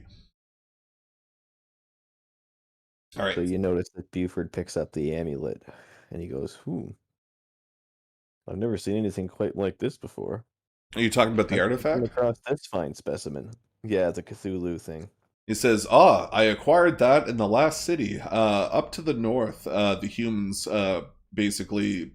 there's a lot of humans to the north. That's where most of their places congregate. And he explains to you that the artifact was found off the shores of the main capital. It took... he tells you that the ship ventures in at least once or twice a year to that location. And did you find this yourself? And he goes, no, I actually procured it off of a very strange fellow there. I remember pulling into the docks and taking a step off, and then I walked forward a few feet. I looked to my right, and I noticed a man that was kind of bellowing me to come to him at a stall shop. So perhaps, if you wanted to know more information about it, perhaps find that man. What do we call this strange and interesting man? Does he have a name? Yes, sorry, I'm looking for it. Processing. Dickus. Processing. He has a wife, you know. Processing. You know what she's called?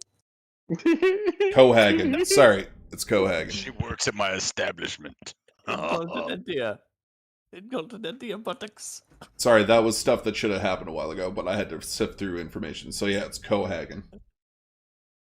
Cohagen, eh? I see. Tell me more about this Cohagen. He's just a raving lunatic that you saw when you got off the boat? He is a raving lunatic for sure, but he owns a shop directly on the dock front. I see. Well, perhaps I could let you in on a little secret, my friend. This is a dark and dangerous artifact that carries many mysteries of the old gods. Simply having it in your possession places you at great risk for permanent insanity and various other spiritual hijinks. The best thing you could do is destroy it immediately, or even further, find the person who gave it to you and follow it to the source and cut the monster's head off, or cut the problem off at the source. So the goblin puts his hands on the table and leans forward, and you can kind of see he has a broken monocle.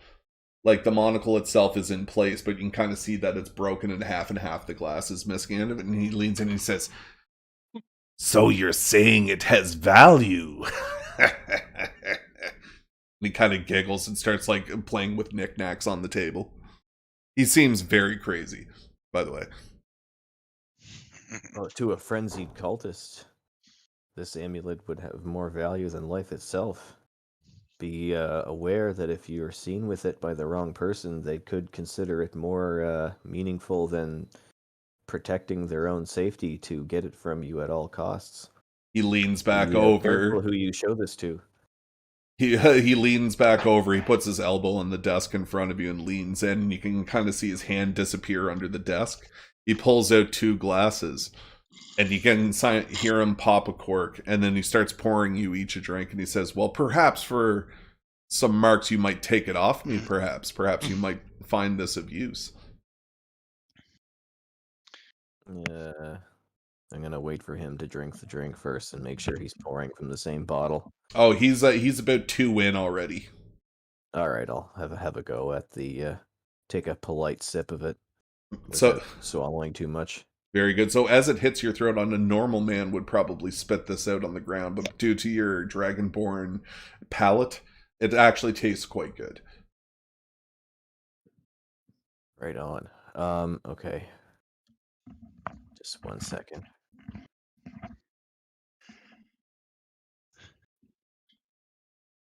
So, I'm gonna say Buford's gonna look at the goblin and just be like, I'm guessing he's slowly starting to get a little drunker, and I'm gonna say, you should really be afraid of this artifact. Trust me, I'm not overstating it. It has a terrible curse. If you look into the glyph for 10 continuous seconds and give it your full attention, tremors will shake the earth. The ground will erupt and terror and chaos, and the underworld will swallow you whole. So Buford's putting on all his expert charisma to stare this guy right in the face and put the fear of God into him about this thing with this story. I'm just gonna pluck minor notes on my loot while he's talking. I don't know if that's something that you would want me to make a persuasion check or not. I'm telling him. So what are you trying to persuade him to do? I'm trying to persuade him that this thing is cursed, and if it has a terrible curse where if he accidentally focuses on it for 10 continuous seconds by mistake without looking away, the ground will open up and swallow him up and take him to hell. Oh.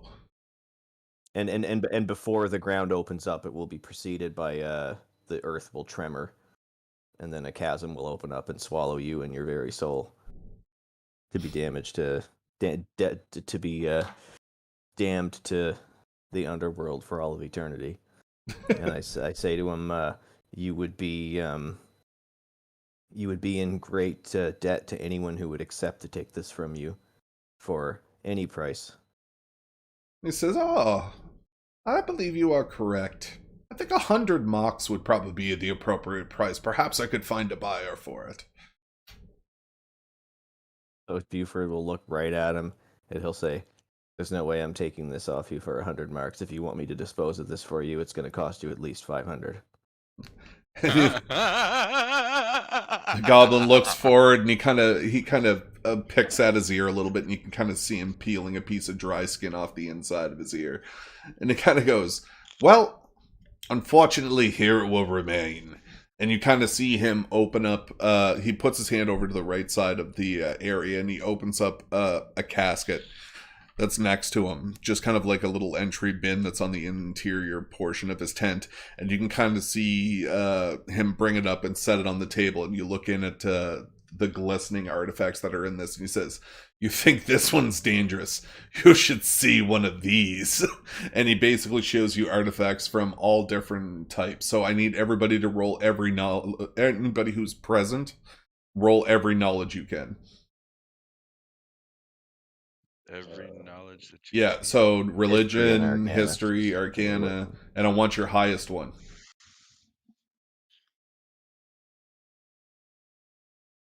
Oh, I'm looking at a. Gonna move my portrait.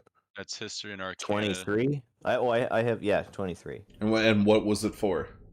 history. 23 I got a history. 19 Arcana. Okay. I didn't get fuck all. Well, I only see you roll 2 things. What was the other one we were supposed to roll? All of them. Arcana, history, All of them with intelligence? religion. Okay, so you got a 23 religion, we'll say, is your highest. All right, so let's start off with Kote. What did you roll? 23. Oh, what was 23 history? So you notice that there are several artifacts in relation to the Dragonborns in here. You can kind of see little pieces of artifacts that would like depict like a dragon breathing fire. You can see a few dragon's teeth of the elder dragon kind. Like I'm talking big, huge fucking canker megalodon teeth in there. You can see a bunch of kind of like dragon scales mixed with artifacts depicting life, giant wyverns with their arms extended, and you can see probably about 10 or 15 different ones. Edmund, yours was what? Arcana? Arcana.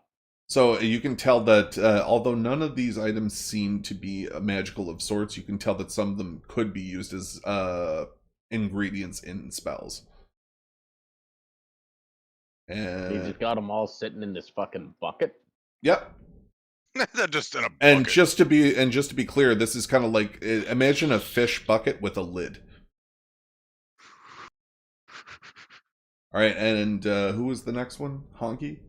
Which one? Yep, I got 23 in religion. So you notice that there are several artifacts of religious value in here. You notice one of them in particular, and you can kind of see that this was like a stone tablet with scripture on it that resembles kind of the markings that you saw in Phoenix Hospice.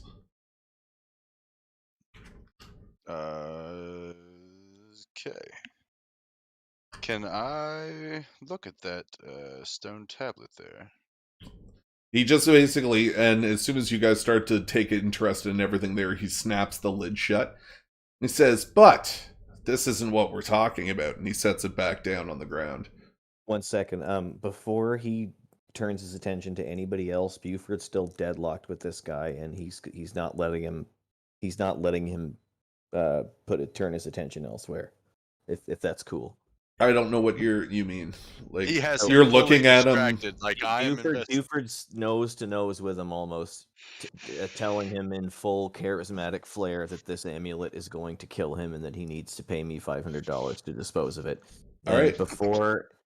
before he as he turns around to go put it away or whatever, He's not putting the artifact away. He's putting the artifacts that he's shown everybody. The big bucket, and he puts it back down, but he says, "But that's not what we're speaking about. Back to the matters at hand." So would you like to roll a persuasion check to see if you can get him to do it? Because I want to, no, not yet, but yes. Well, you're gonna you have to do it if you're gonna do it, because you basically, I know what your intent is now. So try to persuade him to Play it out. Play it Play out. it out. Can That's I why I said finish? yes, but not yet. Yeah. Take Is 5 there- damage. Do you want me to just roll it? Yeah. Like,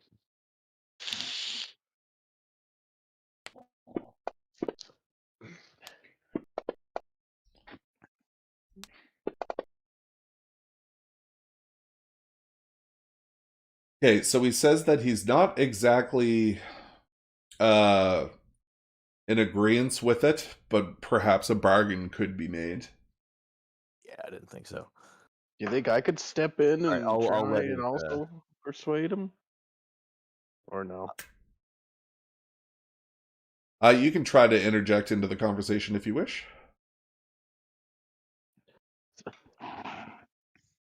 My friend, I couldn't help overhearing. This gentleman wants to take this artifact off your hands. You should take him up on that offer. I've been plagued with this since I found it in the sand, and I'll produce the one I have and show him. Okay. It's like, and I'll look at Buford and be like, I will gladly pay you 500 to take it away from me. And deception or persuasion, I guess. You should have a job in real life conning people. Yeah, hey, check this out. You don't want that because I don't want this one either. Hang on a second. Okay, so as you do that, Buford's gonna quickly look. Buford looks at Edmund, and then at the amulet, and then back at Edmund, and goes, "Did you just look at it for 3 continuous seconds?" And he starts freaking out. He goes, "Your soul is doomed." And then you see Buford start mumbling an incantation, presumably to try and reverse something, and then you can feel the ground start to shake. It's Buford casting thaumaturgy. Perhaps I can do a performance check to fall on my knees and help me, old dragon savior. Yeah, I think Oh, man, get help. Are you about to do get help on this guy? Get help. My friend is dying. Well, we don't know that we're friends. Yeah, he thinks that this is a stranger. All and right, now do this your goblin persuasion to whatever it is you were doing there, Calum. I don't know what Persuasion you and said. Performance. Performance. A lot of shit just happened, and I don't know what's happening, and I'm scared. Persuasion or performance? Huh? I told the I don't. goblin guy. Persuasion I'm- to buy it off him, performance to do whatever you want. I don't know. What are you doing? There you go. Go ahead, okay. The ground is shaking. You're performing as if you're about to get sucked into the ground. The Yes. goblin dude was just told that he was going to get sucked into the ground if he looked at it, and now the earth is quaking as promised, and Edmund is panicking. How was the ground shaking? Buford is the thaumaturge. Okay, so what does that mean? Cast thaumaturgy and summoned an earthquake with only a verbal component, so that it's not detectable by the goblin. He's just boom. All of a sudden, things start shaking. The goblin stands up and starts peeling skin off of the back of his head now, and you can kind of see that he's starting to get enamored with it. And he looks back and he goes, as soon as the earthquake happens, he goes, ha ha, and he just kind of like fucking takes the artifact and just kind of hucks it. Just no, me first, goblin. Get And that he away from me. and he Help just me, fucking Dragonborn. he just fucking throws it, and you can kind of see it arc over Honky's head and just drop directly in the water off the edge of the dock behind you. So okay, so Buford's gonna keep concentrating, and as he stares at the what he's gonna do is cast his level 2 illusion spell, Phantasmal Force, and I think I can do it in a 10 by 10 meter square. He's gonna create the illusion that Edmund is being sucked through a crack in the ground, and that the goblin is being sucked through a crack in the ground, and the goblin is going to see that this is happening and fully believe that it is happening. Okay, very good. If you want to read more, just read the Phantasmal Force spell, or I can put it up on. I'll just Yeah, I can put it up on. This got fucking weird. We're supposed to be trying to buy things, and like Reaver's like, look, bro, like you gotta give me money to take this from you. I'll just put it in the chat if anybody wants to know what the fuck he's doing. This got Basically, he's conjuring an illusion on one person that they'll believe, and it can be literally anything. It can't damage them or anything, but they'll behave as if they believe it to be real. very good. Copy. So he's like cowering in the corner, shitting his pants at high speeds, not sure if he's chewing on his tongue or the top of his own head. He's balls to the wall, ass to the ceiling, kind of thing. He can make an intelligence save against it. Oh, well, that seems convenient. Yeah. If you want to throw one intelligence, is it goblins? He He's probably gonna fails. fail it. My He hope, fails. the hope would be that seeing that the ground is coming to swallow him up, that he would dive into the water to retrieve the amulet, but I'm not sure if he will. He's already let it go, but you may as well sell the fucking illusion. Okay, so the goblin's seeing himself get sucked into the ground. He's seeing... Yeah, he's basically on the ground behind his merchant tent, just shitting his pants. Alright, I'm just gonna hold the spell just like that. Everyone else sees nothing. I'm gonna try and slink away then with stealth, so it looks like I'm gone. Can I do that? I'm also going to stealth away. Oh, Buford will telepath to Edmund, hey, Okay. you look like an excellent swimmer. Do you think you could go grab that amulet out of the water? I'm going to just kind of flash my fish mace. Hey, Yeah. Scrog. You look like a good swimmer. Do you think you can go get that out of the water? I'm already on it. Nice, man. So Okay, I'm going. Can I roll for perception to see if there are any fish nearby that I can see to persuade? No, to go it's down nighttime and the docks are full. No. Fuck. Get a fish to see it. You fucking I'm a awful man. millionaire, but I'm gonna go fishing on the way to get this fucking deadly no. artifact.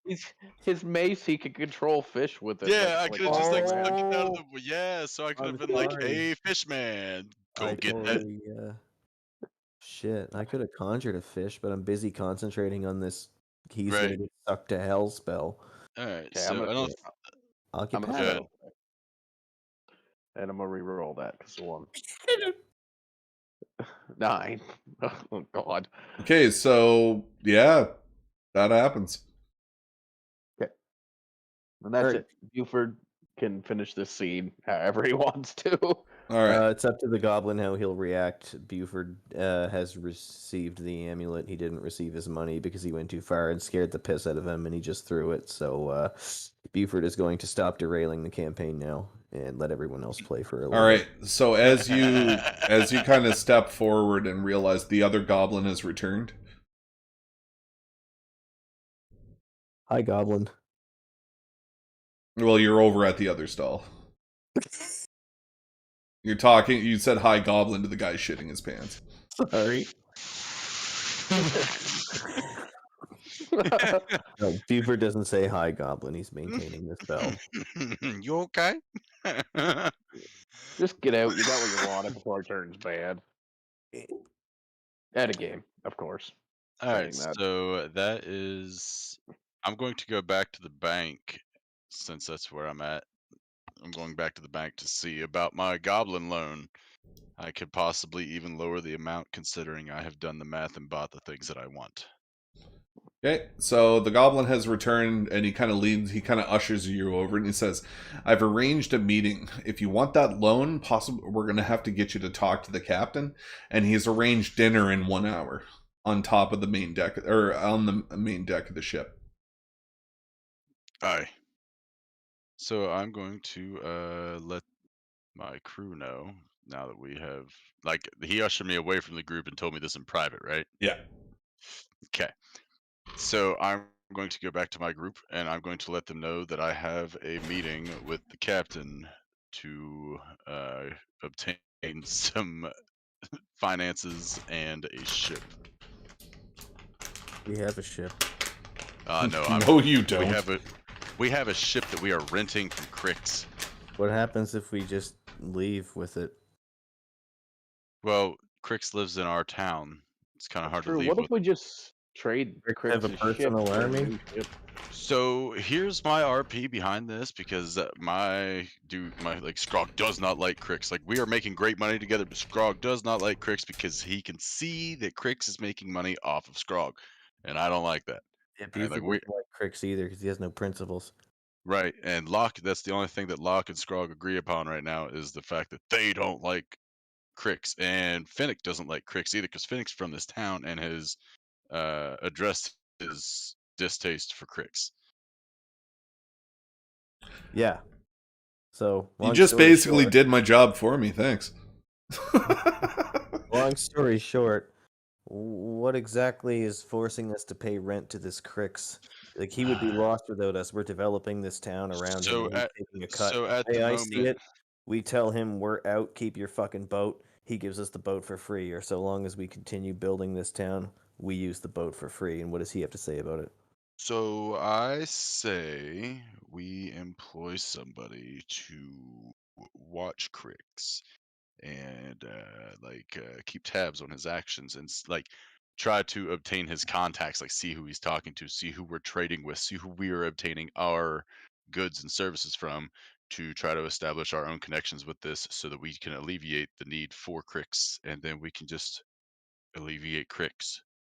But my retainers keeping my storefront would be perfect for this job. They're naturally suave, sophisticated, and keep a low profile. Finnick leads forward to you, Buford, and says, and also Locke might be a good idea as well. That's why I was going to talk to Locke as well. You do yours, and I'll do mine. I was going to approach Locke, but Locke doesn't like me, so...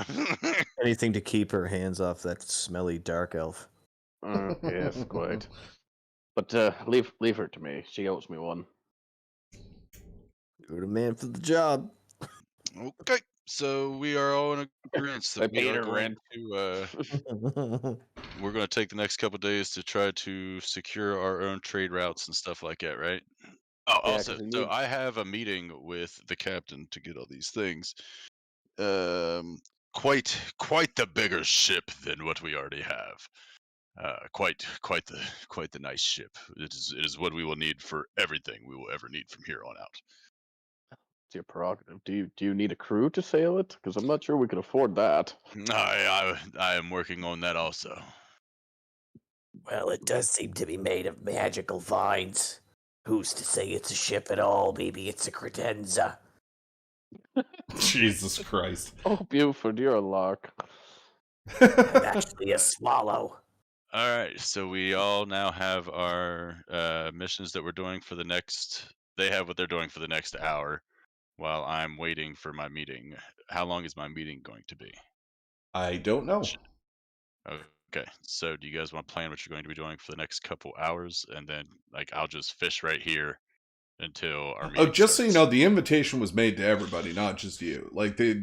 Oh, yeah. Okay, so everybody he pulled it off. He just pulled me off to the side. I thought it was just to me. So no. It's to everybody if they want to go. Instead of going to the meeting, Buford's going back to the shop, and he's going to conspire with his retainers on how to best supervise and befriend Crix while Buford and the party are gone on their next adventure.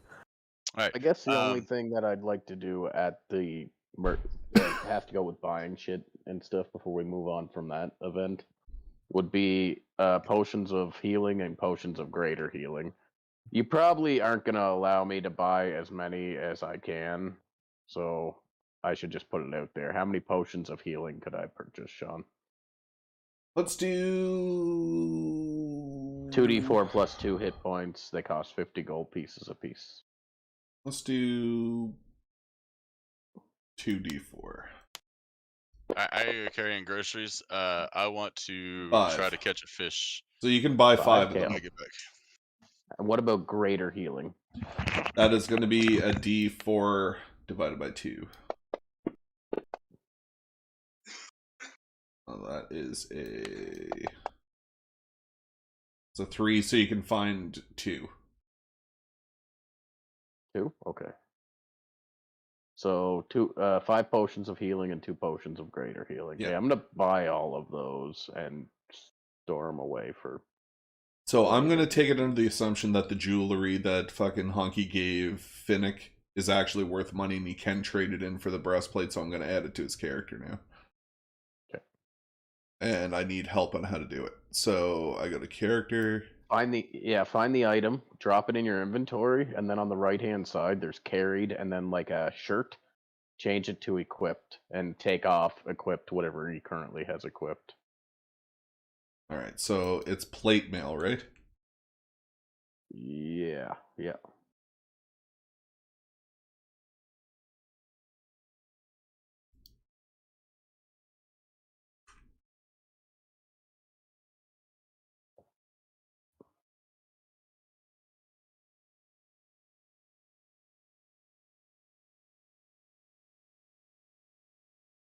No, it's just plate.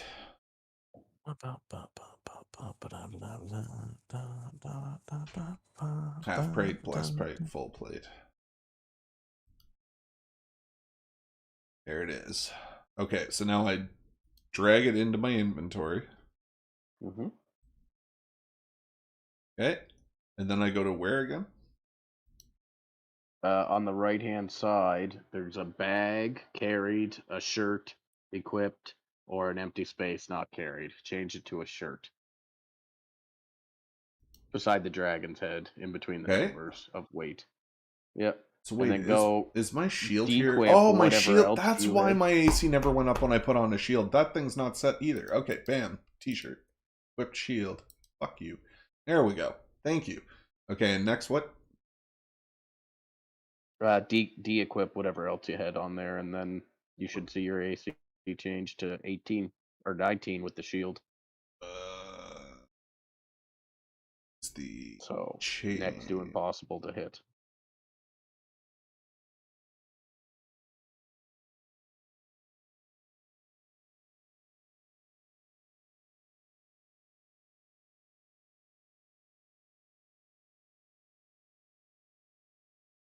Yeah, I don't see my armor on the list anymore. Scale mail, ration. Oh, there it is. Bam. All right. Now let's see what the AC is. It's 12. Okay, that's not right. So No, that is not right. So inventory, scale. No, I need plate. Attached.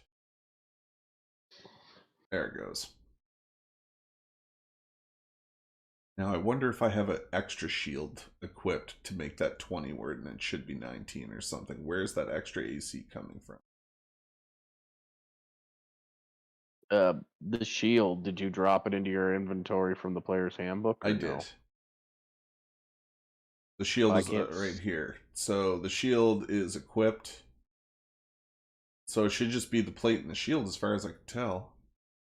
There's nothing else equipped. What's your AC at right now? 20. Oh, yeah. That's everything. Okay. 100%. Okay. Yeah. Because plate mail, your AC just goes to 18. You don't get any dex bonus or anything like that. Well, I think it's a plus 11, isn't it? No. No. It just puts your AC to 18. And then the shield gives you +1. Yeah. +2 is the one I bought from the PHP. +2 then, sorry. Yeah, that's where the extra one is coming from. That's where the 20 comes from, yeah. Okay, so gotcha. yeah, 20. And 20 AC is fucking insane. It's the highest it'll ever get, hopefully. And that's the last thing I'm going to buy for this character. It'll be close to it, yeah. No, and that is the for a character that's going to be front lines, that is, because the idea is that the cleric doesn't take a lot of damage because he's got a high AC, but the barbarian takes damage because it's good for him, high life and plus I have the health and the fucking all that stuff of the paladin, 2 levels of paladin that help. I can't wait to I can't wait to get to level 4 with either the paladin or the cleric. I think it's going to be the cleric, and then I can finally get that feat. I'm going to take Shield Master. It's going to be fun. You get it next level regardless. We figured that out. No, we didn't actually figure it out, and I read up on it over the last few days, and it is character class only. Yeah. You have to, shit. in order to get it, you have to be 4 levels in something. Huh. Yeah. Yeah. So I found Alright. that out. All good? That's why Ben and Kote are gonna get a stat increase or a feat, but we're not. Gotcha. and even fucking Scrog will get it too because he took that 3rd level. Well, if we get to level 4, I should say. We're only at level 3 right now. All right, Okay. so I just got re-equipped here, and I'm just gonna buy a fucking maybe 1 holy symbol, we'll say. So your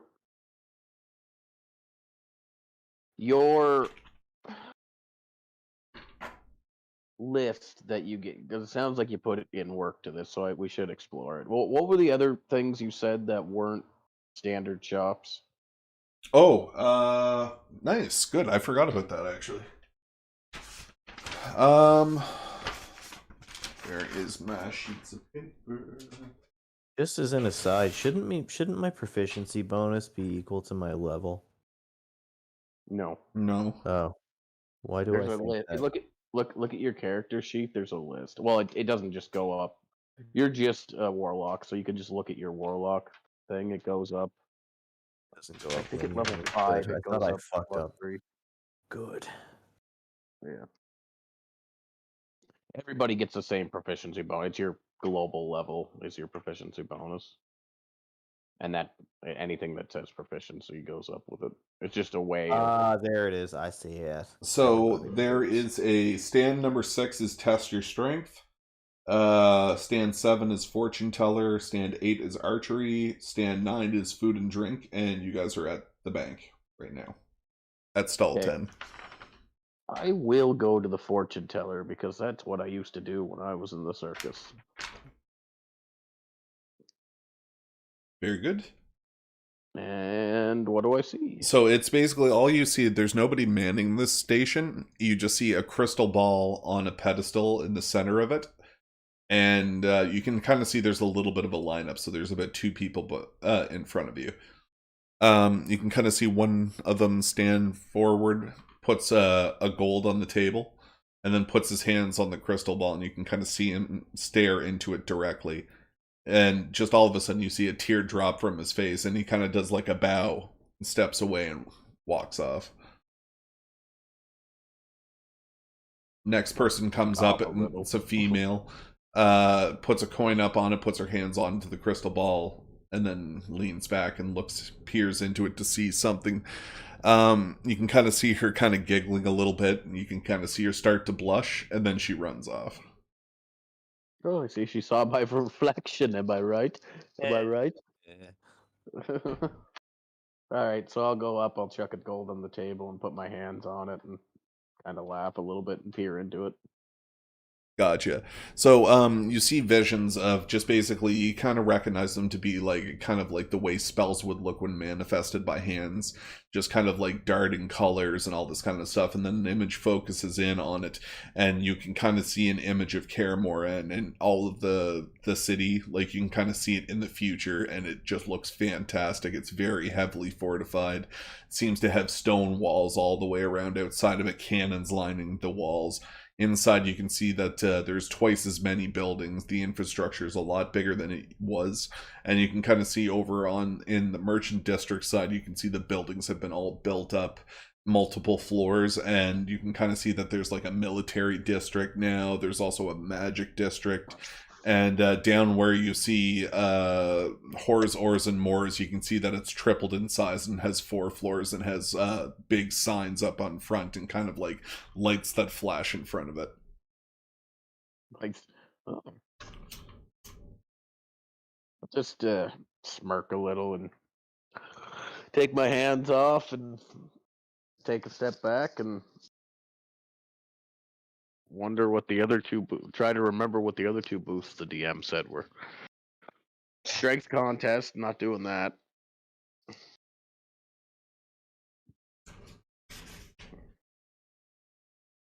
What would you There. like to do there, Kote? Anything you want to go visit? I don't know. I just ruined a guy's life. I'm gonna You are watch it. you are definitely emo. 100%. Yeah, maybe. Might have to wear that 150%. after the. You're such an asshat. All right. So, What I do, man. so pretty much what we're gonna do, I think, is we're gonna take a 10-minute break, and we are gonna wait for Honky to get back, and then if nobody else has any business, we'll just do the instance at the end where you guys go to dinner. We'll do the what now? The incident, the dinner scene. Okay, cool. Hopefully some.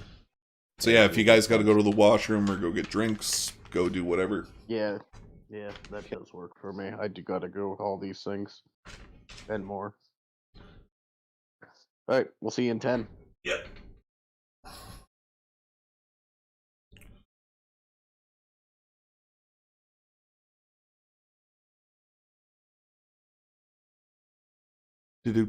All right, guys. So for everybody watching the stream, just to let you know, we're gonna take a quick 10-minute break. Yeah. I'm gonna put us on a little pause screen.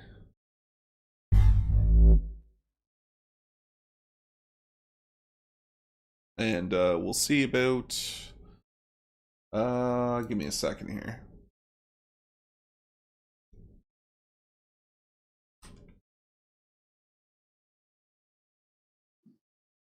Okay, let's save that one.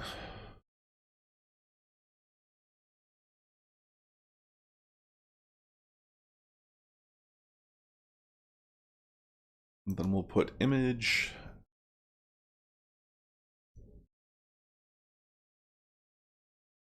Do new.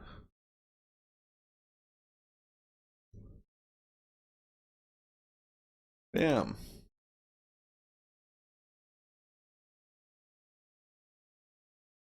So we're going to take a little 10-minute break, and I'll be back whenever everything is back up and running. All right.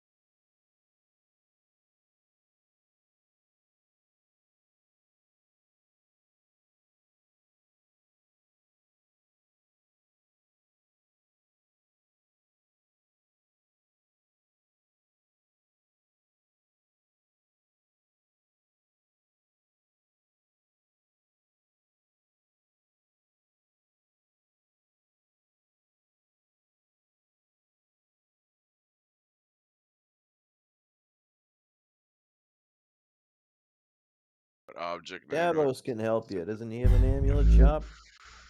Oh, I thought that was you about the amulet shop. Fuck no! I run a fake dark archery. A fake dark archery. Connoisseur. I paint this shit in the dark and I call it art and everybody loves it. Okay. 27,000. I'm spending $28,000. How much I money? hate the way when Harry first learns about the vanishing cabinet, he goes, "A vanishing cabinet?" It's like he rehearsed it 100,000 fucking times. A vanishing cabinet? I've seen that movie too many times. All right, I'm done I eating. don't even know what you're referring to. What? Only Honky Harry does. Potter? And maybe Sean. Well, I know what Harry Potter is. I don't know what the Vanishing Cabinet is. That's because you suck. Yeah. Yeah, he's right. It's hard to argue with that logic. Didn't you know it had a sister cabinet? Sister cabinet? Avada Kedavra. Expelliarmus. All right, so pretty much we're back to being pretty much any time now. The supper's going to go down on the ship. Okay, what's stall 6, 7, 8, 9? Live. Test your strength, fortune teller, and something else. Oh yeah. Kissing booth. There was food. No, there better not be a kissing booth. They'll be mad as fuck. They're taking my business. Stand 8 is archery, 9 food and drink, and 10 Archery, that's what it was. Okay, so I'm going to do the test your strength thing while we're waiting. Okay. What do I need to do here? So yeah, just so you know, dinner is about to start, but we can roleplay this one out. Is everybody here? Everybody is here, right? Yeah.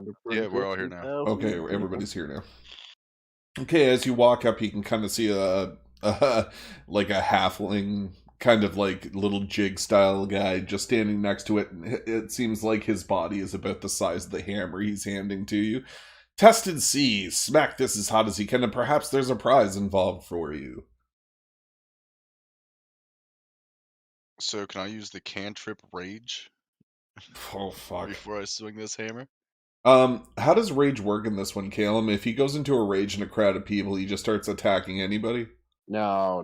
Or is that gone now? To keep up his rage, he needs to either kill somebody, or not kill somebody, attack somebody, or have been attacked. Land a hit or get hit.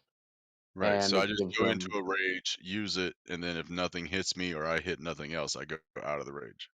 And that's one of your rage uses for the day. Yes. That's fine. I have one cantrip of rage use. Very good. There should be So a cantrip called Tear. Go on a tear. No. Give No. it more time. It'll crystallize. There should be a cantrip called Tear. What am I No, tearing? no. It's not tickling it. Can't can't rip. Oh, Oh. I hate you. What kind of dad names their fucking kid roasted rat? What? Yeah, crisp rat.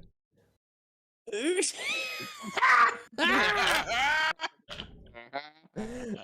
the fucking most retarded thing I've ever heard. I love it. He's gonna voice Mario.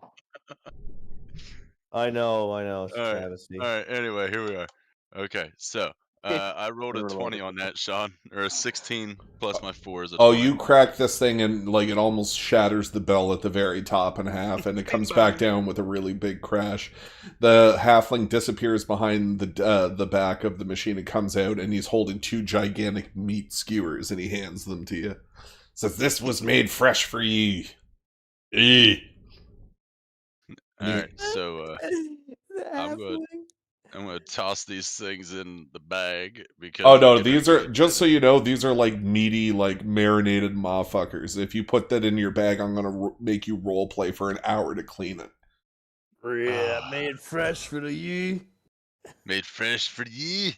Just so you guys know, nobody has eaten or drinking anything this entire campaign, so just fucking eat the thing. Yes, I have. I eat and drink all the goddamn time. What do you mean, dude? My dude is like inebriated half the fucking time. Yeah, but when have you had a sandwich or a apple juice? Never. Okay, I haven't had an apple juice in decades. Okay, I'm like, Do you require a nap afterwards? Like, I need a. Where's my song and story? fuck yourself. All right. So I'm going to go ahead and eat these pork chops. I'm guessing they are meat skewers. Meat skewers. Just these. All right. So I've eaten these things. I'm going to ask what kind of meat this was. Then just as you ask the question, this horrible bang goes off behind you. You turn around and you see the fucking dwarf stood up, walked over and smashed the thing and shattered it. Just boom. He critically hit that motherfucker. Bet. And then the dwarf steps forward and grabs his 2 meat skewers, and you just see him hamming in. And he looks over to his left and he sees Buford and he kind of hands him one. Yeah? Buford want a meat skewer from the dwarf man? Oh yeah. Give it Oh yeah. Yeah. deep throat that thing. So whenever you guys eat it, it's like got a nice sweet and savory taste to it, almost like fucking honey garlic. All right. So what kind of meat is this there, halfling? He goes, just elk. He's received his storage from the ship, and it's something they picked up in the last town. Have you seen any bear claws or fur of You got the any sort? bear claws? Maybe eagle talons or hawk talons? He says, no, but perhaps the gentleman over there might, and he points over towards the goblin shitting in the corner. You got apple fritters?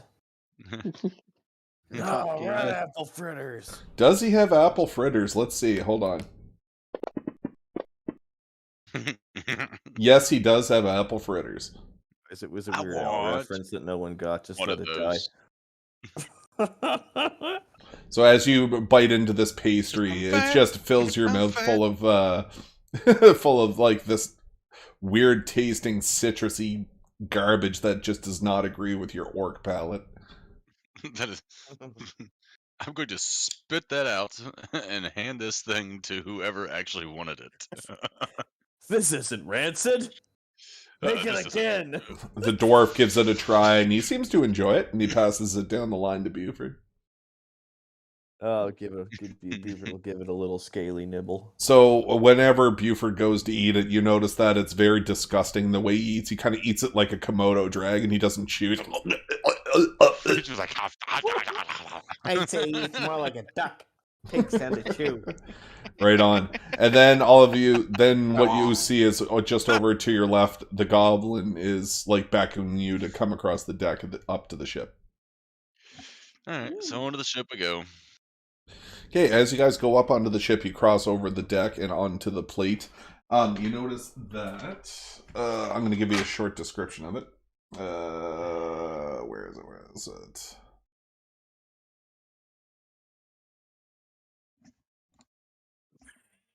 Memento.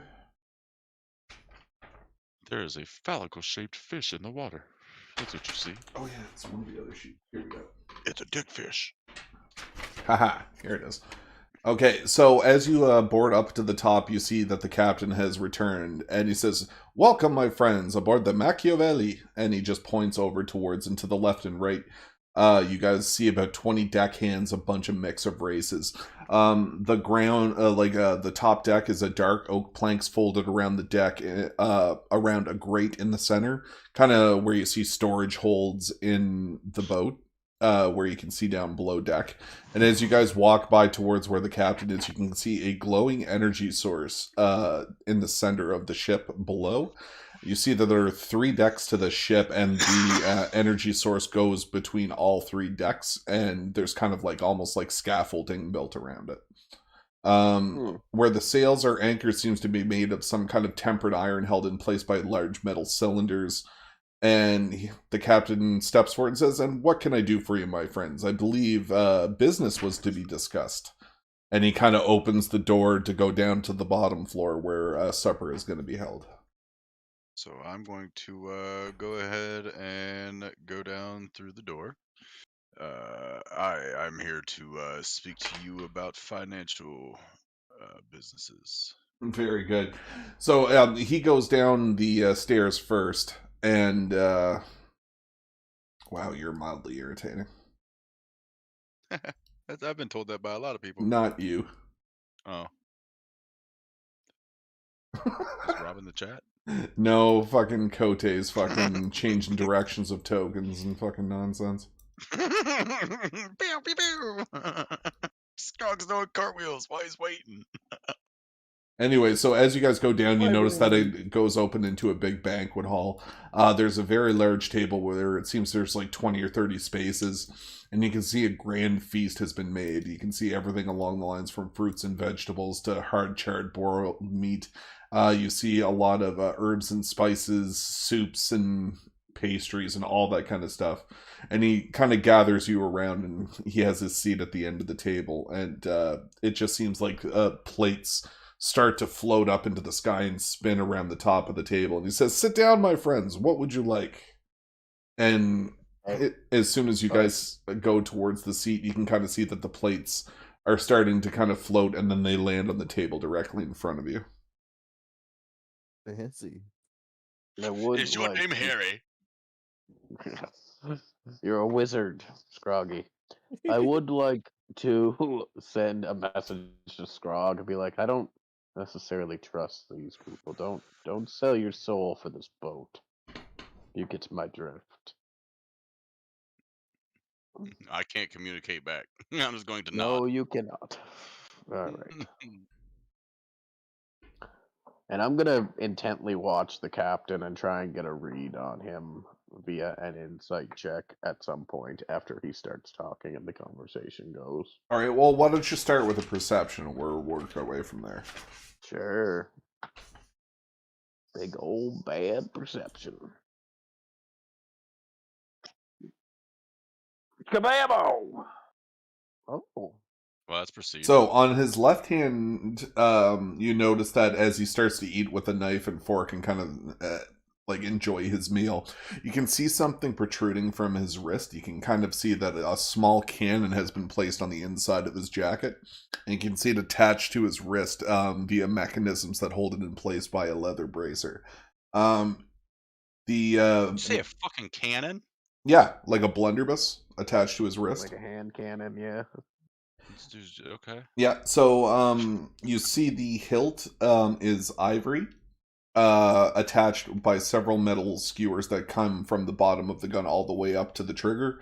Has a couple of leaves and all that kind of stuff to kind of engraved into it. I'll get you to roll a DC, an Arcana check, please. And Arcana. Bam! 24. Okay, so you Natural 20. notice that there's very specific inscriptions on top of the hilt, and you can kind of see that whatever this does shoot would be explosive in nature. Oh. Now, the barrel itself is engraved also, and on it tells the story of his father. And I'll get you to roll a nature check, please.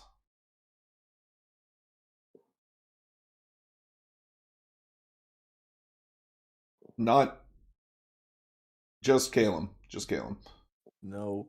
Too bad. Deal with it. All right. So on the, you kind of get a glimpse of it, but you can kind of see emblems of kind of like this beast that's coming out of water attacking a ship. And you remember that back in the day, you heard stories coming from that there was some kind of a very mythological beast that lived out somewhere in the Caspian Sea. And you kind of make it in your head that you can kind of tell that this is actually telling the story of how Icarus, his father, died to the Kraken. Okay. Now, on the trigger, you see one gigantic tooth that is protruding from the bottom of this man's gun. I'll get you to roll a knowledge arcana. It's gonna be the goddamn bear tooth I need. Reroll.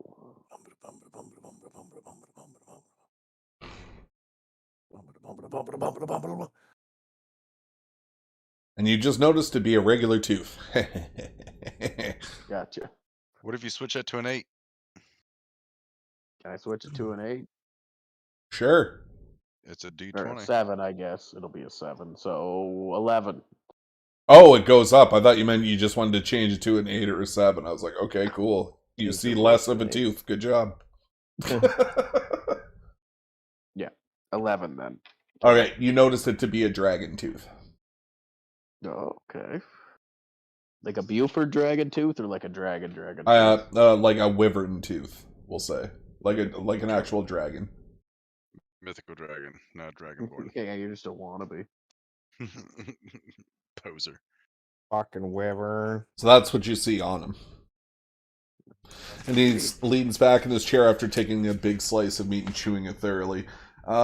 Basically says, well, I believe we have business to discuss. My friend the goblin out front says you have a deal you would like to strike with me. And he kind of leans forward with intent, looking at Scrog. I hear you're willing to take out a loan of some kind. May I ask for what? Trying to build me a ship here to go take care of a couple things that I need done. He looks towards you and he looks away. And you just basically see him look at the wall and he goes, I know what he's up to. And he looks back at you and he says, some of us may think that there might be more to the story than meets the eye. Perhaps you could tell me exactly what you were doing here. I was friends with the previous owners. And I decided I could probably trust you as well. What are you doing here? Let's just keep this short and sweet. The people you knew that ran this town are no longer here. My name's Scrog. I am one of the people that run this town. We are a small, finite group of individuals who maintain order amongst ourselves. We are working towards becoming a fruiting and robust city, and I feel like we could make a lot of good business together. He kind of he accepts what he sees at face value, and he looks off to his left, and he's like, Scrog. No, I've never heard of him either. And he comes back to the conversation. He says, talking to anybody specifically, or all you guys see is him talking to the wall. Okay, cool. Keep going. So he looks forward and he kind of stands forward. He says, my wealth may be vast, but it is not as vast as it would have been if we could still control most of the ocean. He kind of describes to you the state of what the current Caspian Sea is, and that it's basically a war zone that travels all the way around Kaer Morhen in all directions. For some odd reason, the humans decide to vacate this place, although be it by the swift, merciful hand of Scrog, cutting the dude in half. But he basically says that even though there's a lot of issues in the sea, it still seems very calm at the moment. There are 3 major factions in the area, and he describes them as being one to be a dragonborn faction, a human faction, and a dwarven faction. And these are the main ships you're going to be able to see in the area. And he tells you that he sells to all of them, but for some odd reason, Kaer Morhen seems to be the place he comes back to most because it changes hands so often. Basically describing you guys as Kaer Morhen being the annex of the war. Okay. Now he says, if you are trying to rekindle this place, I would be very much interested in assisting you, but at a cost. Always a cost. I'm a businessman. Now he says, how much money are you looking to acquire? As of right now, I would need, just on the loan,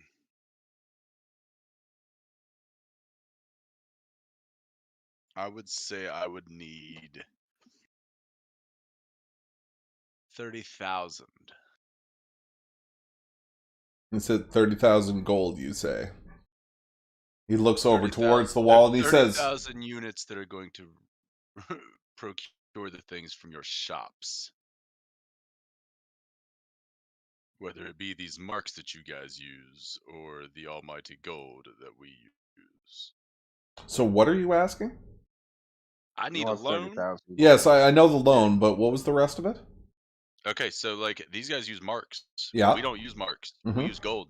Mm-hmm. Okay, so like I don't know if I need his like paper money like as this loan, or do I need gold as this loan? Like I'm trying to Oh, procure okay, gotcha, everything. gotcha, Yeah. gotcha. So he leans back in his chair and he looks over towards the wall again and he goes, mm-hmm. Well, I know. It was my idea. And then he looks back to the table and he stands up and he says, I'll show you what the mocks are for. And he takes a step around the table. He walks over to the wall. He passes his hand over a torch, pulls a lever, and you see a podium, 5 podiums raised from the ground. And he says, these are the specials that we have, that we don't just sell to anybody. These 5 items can be used and purchased with marks only. Now, we do have a bank down there that converts gold into mocks. And if you wish to, feel free to browse. And he kind of takes a step back and goes back to eating at his table. So everybody can go and inspect and see what it is, if you would like. Sure. Can I send a message to Scrog Buford? Yeah. I think he's trying to start his own currency. Do you get that vibe? Yeah, looks like one of those Dogecoin faggots. I'm just gonna nod because once again I can't communicate back telepathically, so I just kind of like nod. Invested. Fucking And- cryptocurrency. Well, just so you guys know, you guys remember from earlier that you guys know that marks are the actual currency of the world. Right. Yeah, you guys know this. I do not. Yeah. Marks are just NFTs by another name. Should sell us through them in a fucking box, man. Stay away. It's all fucking gold back currency only. Well, that's the thing is it's gold and they mix it with something. So why in the hell would they're mixing it with something be worth more than my gold? All of it seems suspect to me. What? Anyway, Just like you're regular paper right. money. You're right. And I you know guys- that this is a thing. I feel like we're We're metagaming here a little bit too much. we're Anyway, paying it for money. let's examine these items. Yeah, these 5 items. We're going to examine those. I'm going to let these guys examine them, and I'm going to continue to talk to the captain here. All right. Well, we're going to examine the items, though. So on the first podium, you see it's a silver rod. On the very top of the rod, you can see it's the body of a horse. The chest portion of the horse kind of looks to be armored, and all the way around up into the nose, you can kind of see black armor protruding from the top of this horse's head, and it goes down into a fine spike. He says, This is one of our key items that I wish to sell. I just need to get it out of my wares. I have too many of them to speak of. And you guys know it. I don't know, get you all to roll an Arcana check. Can I roll an insight check too to see if he's talking out his fucking ass? Sure. He is not talking out his ass. All right, so, Calum, you recognize this to be the immovable rod. Oh.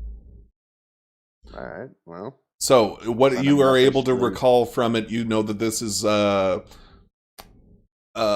when someone is holding this metal rod, they can push a button on the side, and the rod will stay in place and not move from that spot, even if it's floating in the air. It can withstand up to 8,000 pounds of pressure, and you can move it for an action. So that's the first item. I'll just explain it in voice to my 2 compadres. Very good. All right. Is there a price tag on it? Not yet. All right. What's next? The next one are a set of bracers that are sitting on a pedestal. They are they are leather, and they're embroidered with, on the bottom, there's 2 strips that look like they have 7 or 8 shields that go all the way around the outside on the bottom. And as it goes up, you can see the picture of an elven head with pointy ears and arrows standing straight up on the back of a shield in the center of the bracers on each side. And I'll get you to roll an Arcana check for me, everyone. My cousin's shields go all the way around.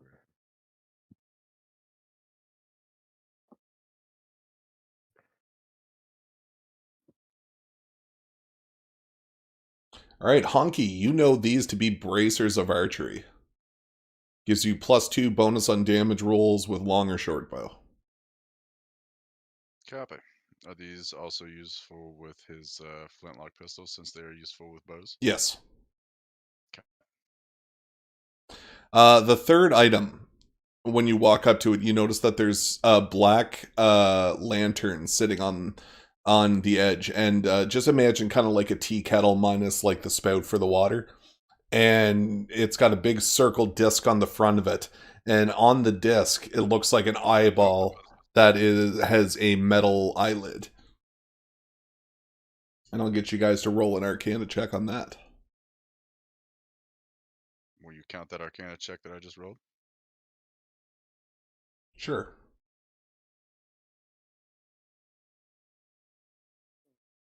All right. So all of you are able to realize that this is what is called the Lantern of Revealing.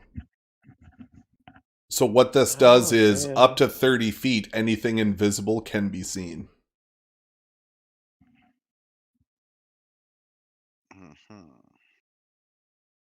Just the holder or to anyone? I think it's anybody. It's just in a radius. Yeah, I think it just reveals invisible things. It's like shining a light in a dark room, only it's for invisible shit. Yeah. Shining a black light on Right. on a stripper pole. Yeah, there you go. So was that the third or the fourth thing? I'm pretty sure it was the third thing. Third. Okay, and on the next pedestal, you'll see 5 potions. All green and blue in color. And I'll get you guys to roll Arcanas.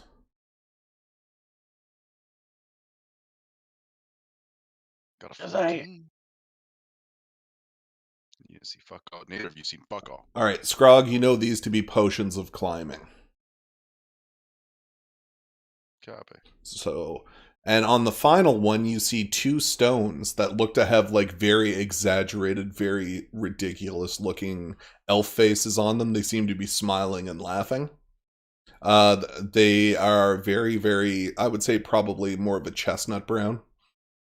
And it looks like it has, you know, the insignias you'd put on a drawing to say if he was talking, to be like 3 lines that look like he's shouting. Yeah. Kind of an animation, if you're watching a still image and somebody's screaming, the kind of animation that would be on the mouth. Understood. Everybody roll. I didn't mean to roll that. Arcana? Never mind, fuck it. That's an Arcana and you asked for it. I don't know what to add. I was literally just hovering with it, and then you asked for it, like, as I dropped it. I was like, oh no, I didn't mean to drop that. Alright, Arcana checks, people.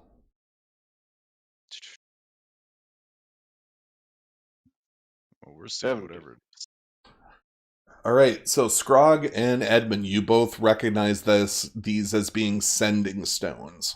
So these are magical items that when you can pass them along between your individual people in your party, and they're basically walkie-talkies. Yep. Once per day, Sean? Yeah. What? Okay. So those are your 5 items. Now, the captain steps around and says, for a low price, I will sell you only but 1. If you feel like you're going to ask for souls. Says, no, all I require is 500 marks for one of these items. 500 marks. Wasn't the exchange rate 10-1? Mm-hmm. Quite. I don't think we have 5,000 gold. Sure, we have it. I'm not coming off of it for this fucking item. I have that much gold in my inventory. Your items are quite impressive, my friend, but perhaps we are a bit too humble to afford them. I'm going to offer to 500 gold versus one of these items in a high versus low game of 3.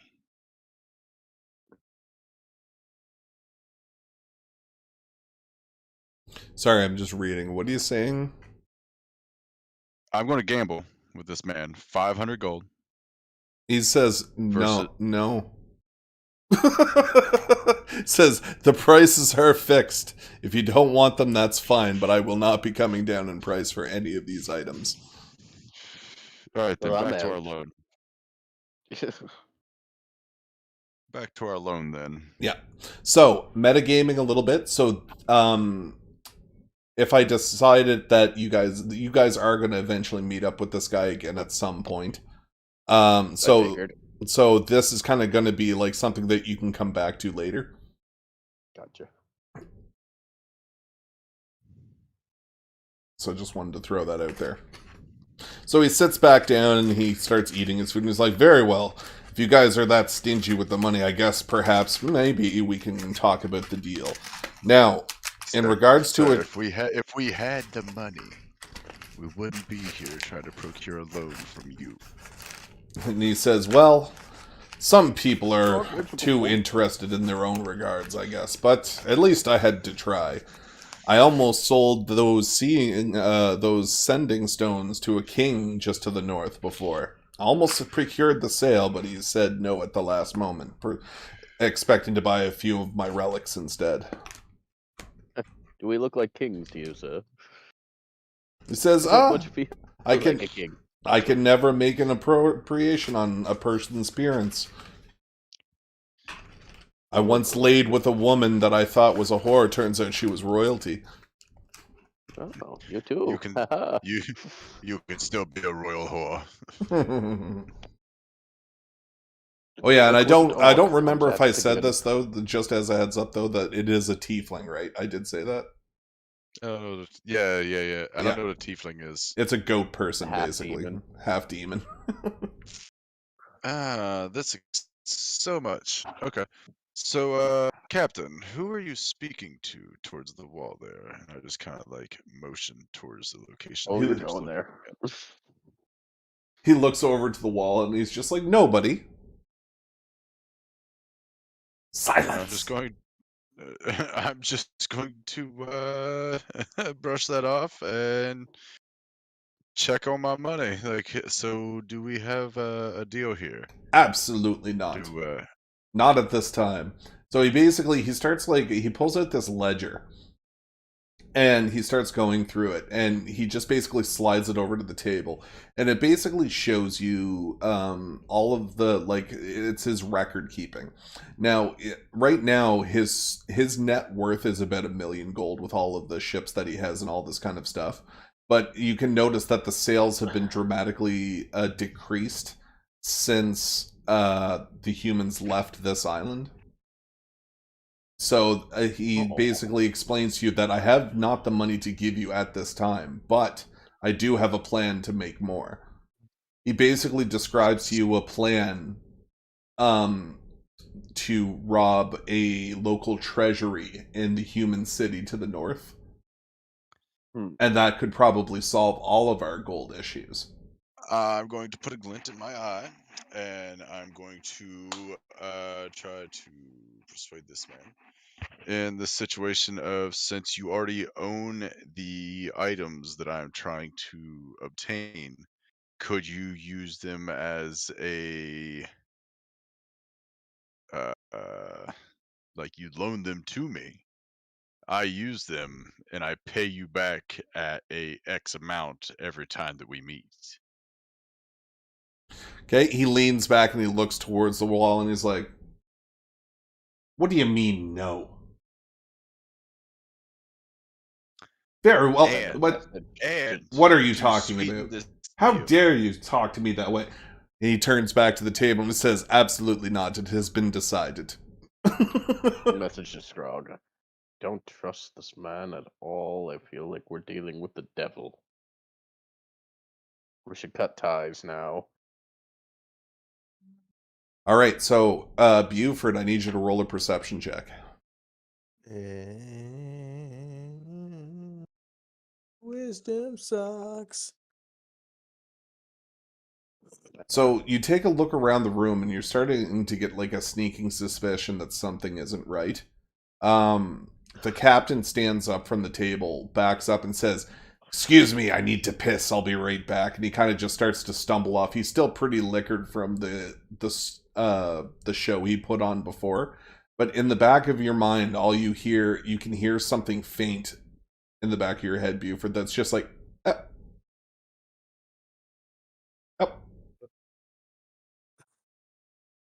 And you're getting this telepathically. Yeah. Just broken communications. Discord's Alright, fucking up. well, I'm gonna scan the room and see if I can spot anyone that may be trying to send a telepathic message. You don't see one.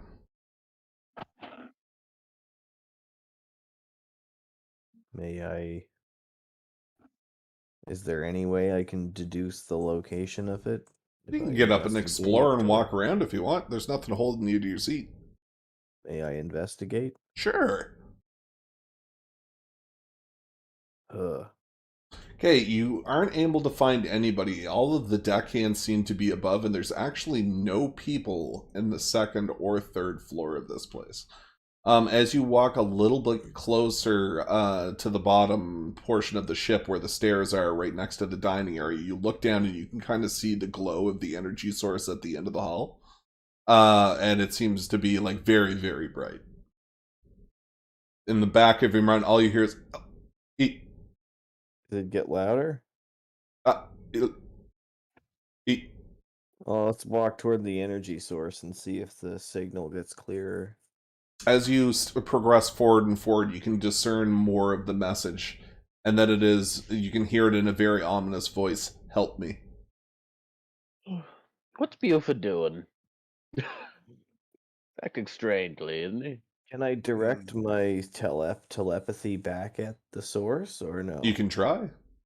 We'll ask the source where it is with an aimless telepathic gesture. Perfect. So you're trying to recommunicate with this thing as you're walking down the hall, and as soon as you step through the doorway to where the bright light source comes up, you look up and you can actually see that it is a infant storm elemental. Oh. I'm gonna immediately send a mental signal to. Is it the one doing the telepathy? Yes. Yeah, I'm gonna beckon Scrog and Edmund over with telepathic silent message. Hey Okay, guys, there's a thing in here.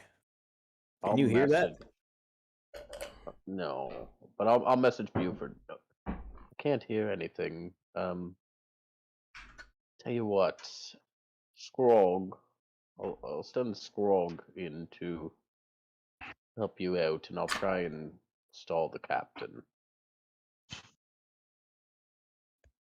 Alright, And well, I'll just beckon to. I'll do like a hand motion to Scrog, and I'll kind of wander off in the direction the captain came from, trying to intercept him if he wanders back.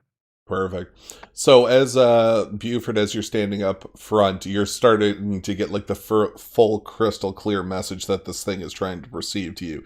And it explains to you that not to trust the captain. He works for the ones you fear.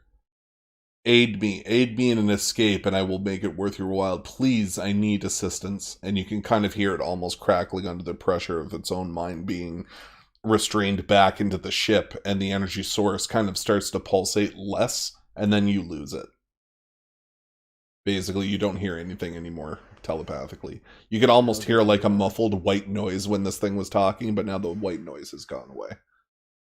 Oh, well, what appears to be constraining this thing? How do we fix it? So, up on the top, you can kind of see that there's like magical shackles attached to this thing on all sides, hanging off of scaffolding.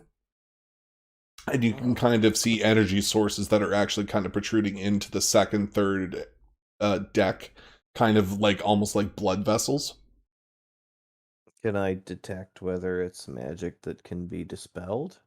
You can whatever identify would probably do it. It would probably be an Arcana skill check. I have identify as a spell. Oh, it's actually a thing? Oh, identify. Oh, sorry. Like okay, is that necessary? Yes. Oh shit. Well, shit. Okay. This is something you've never seen before, and you're trying to discern what it is. All right, I'm gonna say, Scrog, wait here for a minute and guard this room, and I'm gonna shuffle back and find Edmund. Okay.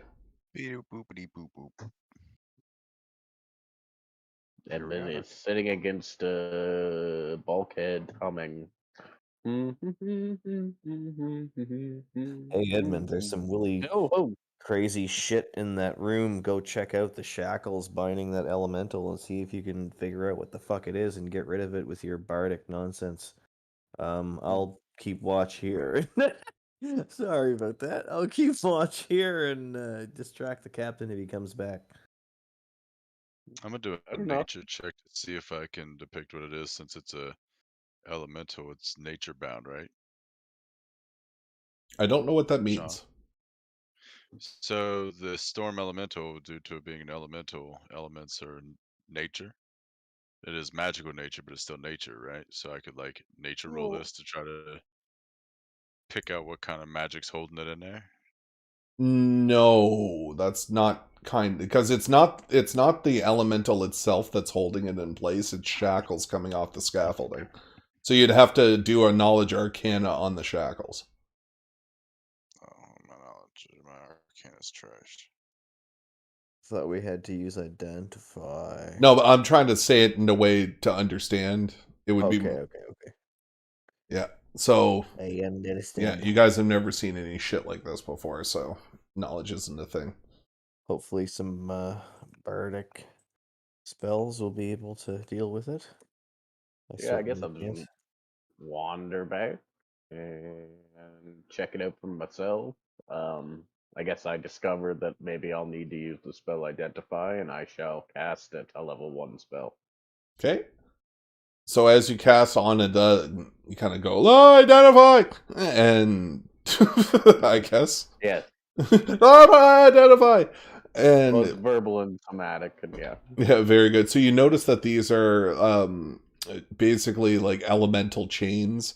They seem to be conjured from like elemental magic to be able to bind the opposite element. So this elemental has like basically the chains are like made of fire, holding it in place, and it's a storm elemental, so it'd be mostly water and air.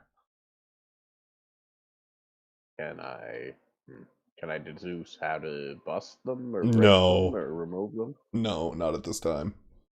Well, that gave us very little more knowledge.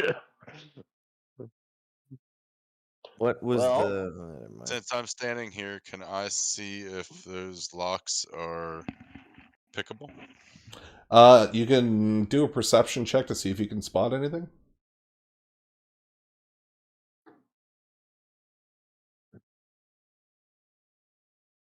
You don't see any locking mechanisms at all. All you see is the spheres around the elemental body on all different sides, just attached. Kind of almost like wearing a belt on multiple parts of your body. You said it's just us and the captain on the boat right now, right? Yep, there's nobody 20 around. Hands up. There's 20 hands above deck, though. And he's pissing drunkenly. Well, I don't know, gentlemen. I'm not sure we'll be able to free this creature. I say we bum rush the captain. He has the keys. Why would we do that? This ship seems to be very magical. Seems to be something we could use. Sure, you'd probably have to enslave this creature anyway to make it run. I'll Also, bet you if we do it. I'm not sure we can take him out. Something that controls might of this power. It's beyond anything I've seen.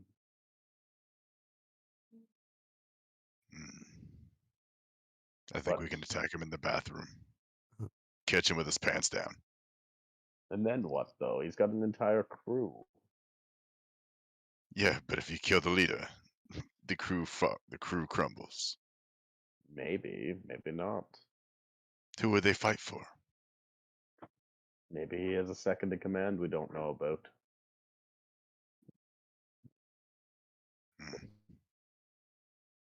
I'm not sure it's the wisest course of action, though I do feel bad for creature in captivity. All of a sudden, you guys hear from behind you, you hear a door creak and a toilet flush. He has running water on his boat. What? This is a magical ship. This man is a magical ship. Buford's gonna run back in and alert them that he's finished taking his dump and he's coming back. We're gonna go back into the room. All right, so as Yeah, you guys go in back into the room and sit down is where we're going to end it for tonight. Oh. Oof. Yeah, that's as much as I have at the moment, and I'm going to be up for a little while longer, but I want to leave it there as to not get too far ahead so that Ben can be at the next one. He needs to be present for this. Copy. So there you go. So take some more time to look through the PHBs. For anything else you want to purchase, we can go through everything now. But as of that, I think we'll end the live stream there. All right, boys. Have a great